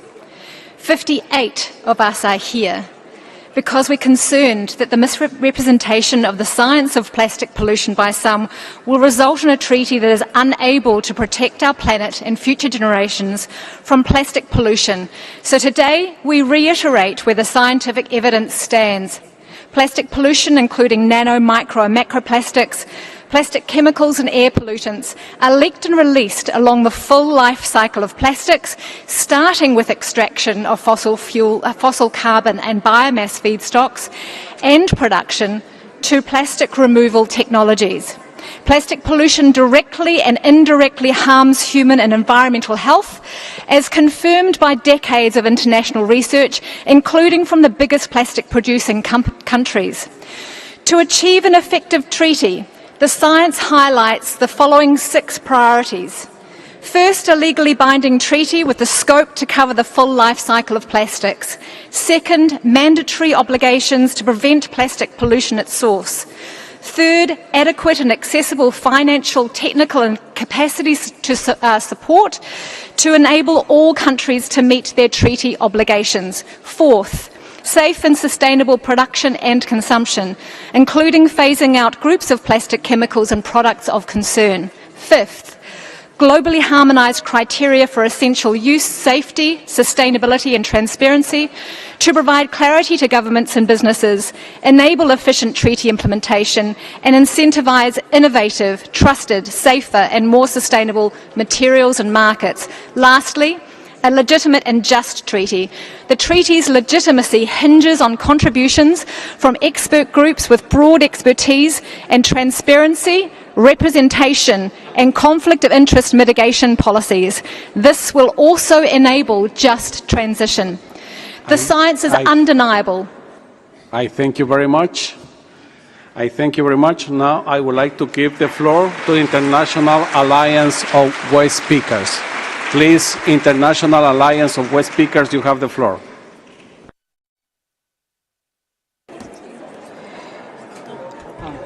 No.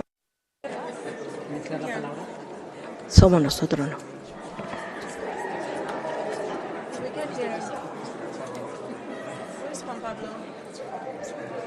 It's microphone 59. Yes. Buenas tardes. Good afternoon. I'm one of the over 40 million waste pickers around the world. The number continues to increase because there is unstoppable increase in plastic waste. The International Alliance of Waste Pickers thanks member states' will to pursue negotiations this week on a plastics treaty. We need it more than ever. We're pleased to see the Chair's proposed text from last December as a basis for negotiations. Nevertheless, we have deep concerns in the current text which we hope to see resolved this week. Our Article 10 on a just transition has been proposed as a voluntary provision in the latest version, despite the overwhelming support of member states to make it obligatory. Just transition should be compulsory. Otherwise, it will not be implemented. Furthermore, we cannot achieve a just transition without effective funding mechanisms. We need an independent structure from the current global environmental facility. We need private sector contributions based on the polluter pays principle.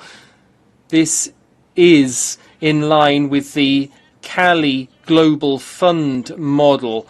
We need a simplified direct mechanism which is transparent and ensures good governance and accountability. A significant proportion should be allocated to needs identified by waste pickers, cooperatives and other groups. They should not be seen merely as beneficiaries but as agents for change. If you don't have a just transition, then you will just have waste. The speaker is interrupted by the chair. Su declaración. Y ahora, now I would like to give the floor to the International Engineering Association, and that will be microphone 21.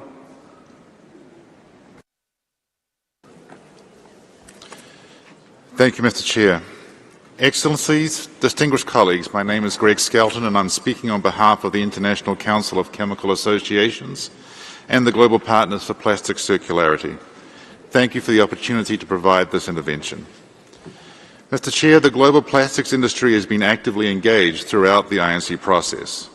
We champion an agreement that is inclusive of countries, effectively combats plastic pollution, promotes the circularity of plastics, and enables society to continue to benefit from plastics. Circularity goes beyond recycling. It involves designing products for reuse and recyclability, improving collection and sorting systems, especially for the 2.7 billion people lacking access to waste collection, and advancing innovations that transform used plastics into new products.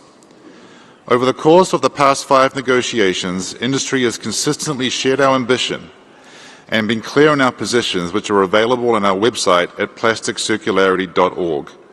We have heard and responded to concerns from governments by developing tools that demonstrate the industry's commitment to transparency, including the ICCA Plastics Additives Database, which provides details on regulation and use of the 4,549 plastic additives verified in commerce. And we continue to invest in innovations in product design, collection, recycling and reuse of plastics to accelerate the transition towards a circular economy. As the final INC session opens, there is a unique opportunity for alignment with governments and civil society, including the private sector, to address plastic waste in our environment. The perfect should not be the enemy of the possible. ICCA encourages governments to focus on common ground and deliver an agreement that is practical, implementable and achievable. Industry is eager to work in partnership with the governments to help solve the global challenge of plastic pollution while accelerating the transition to a more circular economy. Thank you, Mr. Chair. And I thank the International Council of Chemical Associations. Now I would like to give the floor to the International Chamber of Commerce, this mic 16. So it's the International Chamber of Commerce, microphone 16. Mr. Chair, Your Excellencies, distinguished delegates, my name is Raylene Martin and I speak on behalf of the International Chamber of Commerce, the world's largest business organization. We thank the INC Secretariat for their tireless efforts and the Government of Switzerland for hosting us here in Geneva, a fitting location for international cooperation and multilateral progress. The global business community stresses the urgent need to conclude an effective and workable agreement that meets the UNEA 514 mandate and matches the urgency of the plastic pollution crisis. We are at a defining moment. INC 5.2 must deliver clear direction and a framework to accelerate action by all sectors toward a future free from plastic pollution. The world is watching, and the credibility of multilateralism depends on what we achieve here. It is imperative to agree now on the treaty's contours with a smart mix of complementary measures that have the right hooks to strengthen the agreement over time. In this regard, we highlight 4 priorities. First, a fully circular approach must be central. The treaty should guide product design for circularity, promoting reuse, recycling, and environmentally sound management. Waste management must be a core obligation with flexibility for national circumstances. Second, focus should be on plastic products with the highest risk of environmental leakage, based on a common evidence-based framework that is application-specific and considers national and socio-economic realities. Third, innovation is essential. The agreement must support new technologies and business models across the plastics value chain to enable rapid transformation and empower businesses of all sizes. Lastly, success hinges on effective means of implementation that support accelerated business action and take into account the needs of SMEs. This agreement must provide industry with the I clarity thank you very and much. confidence to invest in last. I thank you very much for your statement. Now I would like to give the floor to the coalition of NGOs from West Asia, and that's microphone 19. Honorable Chair, distinguished delegate, colleague, and friend, allow me to deliver my intervention in Arabic. سيد الرئيس، أنا ماري-تherese سيف، ممثلة مجموعة المنظمة. My name is Marie-Therese Saif. I represent the group of NGOs from West Asia. Plastic pollution is an environmental crisis which jeopardizes the lives of millions in this region. Plastic which is not managed or recycled causes a number of ills. We cannot wait to deal with plastic pollution. We cannot hold off negotiations. We call on nations to defend their peoples. We hope that negotiations will reach a successful conclusion here. Our group stands ready to support delegations and the future treaty. We call on everyone to respect their commitments. This must not be just a symbolic treaty. It must be fully implementable and ensure justice, solidarity and cooperation between peoples. We cannot wait any longer. Think about current and future generations. Think about the right to live in a clean, healthy and sustainable environment. You cannot procrastinate. We need a treaty here and now. Thank you. And I thank you very much for your statement. Now I would like to give the floor to the International Engineering Associations, and will be microphone 21. Thank you, Mr. Chair. Thank you, Secretariat, and thank you to the Government of Switzerland. My name is Conor Carlin, and I'm here representing the Society of Plastics Engineers, a global volunteer organization with 65,000 stakeholders around the world. We stand at the intersection of science, research, industry, and society, committed to advancing polymer innovation while promoting responsible management of plastics resources. Plastics have transformed the modern world by delivering lightweight, durable, and cost-effective solutions in medicine, food preservation, renewable energy, clean water, mobility, and countless other fields. These materials have been integral in reducing emissions, increasing energy efficiency, and improving the quality of life. We are equally aware, however, that the growing volume of plastic waste, mismanaged and polluting the environment, presents urgent challenges that must be addressed with integrity and urgency. As engineers, innovators, and problem solvers, we are uniquely positioned to develop the next generation of materials and technologies that enable greater recyclability, biodegradability, and resource efficiency. We believe that innovation must go hand in hand with responsibility. Our work is guided by a vision of circularity, where plastic products are designed with their full life cycle in mind, supported by robust collection, sorting, and recycling infrastructure. We support scalable solutions from advanced mechanical and chemical recycling to closed-loop systems and data-driven waste traceability. We also recognize that no one single actor can solve this challenge alone. Collaboration across industries, governments, academia, and civil society is essential, and we actively promote open dialogue, knowledge sharing, and capacity building to ensure that all regions can benefit from equitable access to technology and sustainable solutions. The Society of Plastics Engineers reaffirms its commitment to being part of the solution, championing science-based policies, fostering innovation with purpose, and accelerating progress toward a future where plastics are used wisely, recovered efficiently, and managed sustainably. Materials and plastics are not the enemy. Misuse and mismanagement are.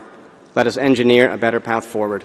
Thank you. And I thank you very much.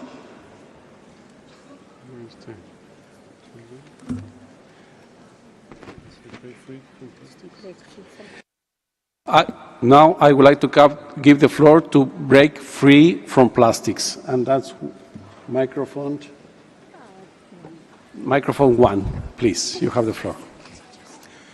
Thank you, Honorable Chair. Esteemed delegates, I am John Beard, Jr., and I'm speaking on behalf of the Break Free from Plastics movement and the United States Environmental Justice Delegation.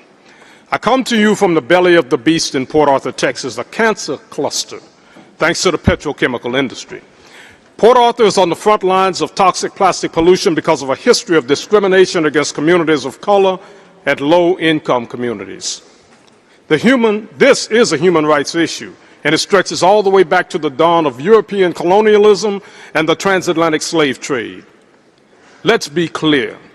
These negotiations have been captured by the fossil fuel and petrochemical industries.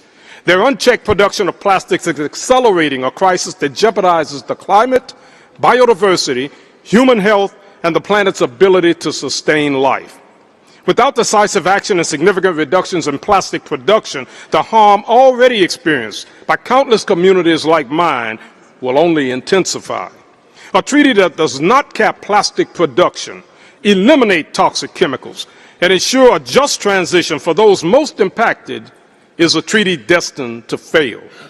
We must confront the ongoing environmental racism experienced in communities like mine and stop the scourge of waste colonialism in the global South. We must reject toxic waste-to-energy schemes and polluting technologies like so-called chemical recycling, prioritizing instead development of safe, toxic-free reuse and refill systems and the rights of waste pickers, indigenous peoples, and frontline communities. While we should be guided by consensus, when consensus cannot be reached, countries must have the ability to vote on substantive issues, ensuring that deadlocks do not continue to derail progress. While my community is on the front lines of environmental injustice and toxic pollution, micro and nanoplastics poison people no matter how far from the lines you may live. I thank you very much for your statement. Thank you. Please, dear colleagues. Thank you, please. Thank you very much for sharing these interventions. And now I would like to invite the Secretariat to provide information on the timing and location of the meetings of the contact groups that we will start this afternoon at 3 p.m. Please, Secretariat, you have the floor. Thank you, Chair. So just to confirm the new schedule for today, CG Contact Group 1 will meet from 3 to 6 p.m. in room 19. Contact Group 4 will meet from 3 to 6 p.m. in room 18. Contact Group 2 will meet from 7:30 p.m. onwards in room 18. And Contact Group 3 from 7:30 p.m. onwards in room 19. Thank you. I thank you very much, the Secretariat, and we will be meeting, as I announced before, working with the Secretariat and the Bureau on the scheduling for today and the next days. And distinguished delegates, this brings us to the conclusion of our meeting today. We have a lot of work ahead of us over these 10 days. Thank you, distinguished delegates, for being conscious of the time as we embark on completing the work of the INC at this resume session. Let's treat each other with sorry, please, dear colleagues. Oh, I see Ghana asking the floor. Please, Ghana, you have the floor. Thank please, you, Chair. Could you please take a seat? We haven't finished the session yet. Please. Thank you. Ghana, you have the floor. Thank you, Chair. We kindly request that the information is repeated. Thank you.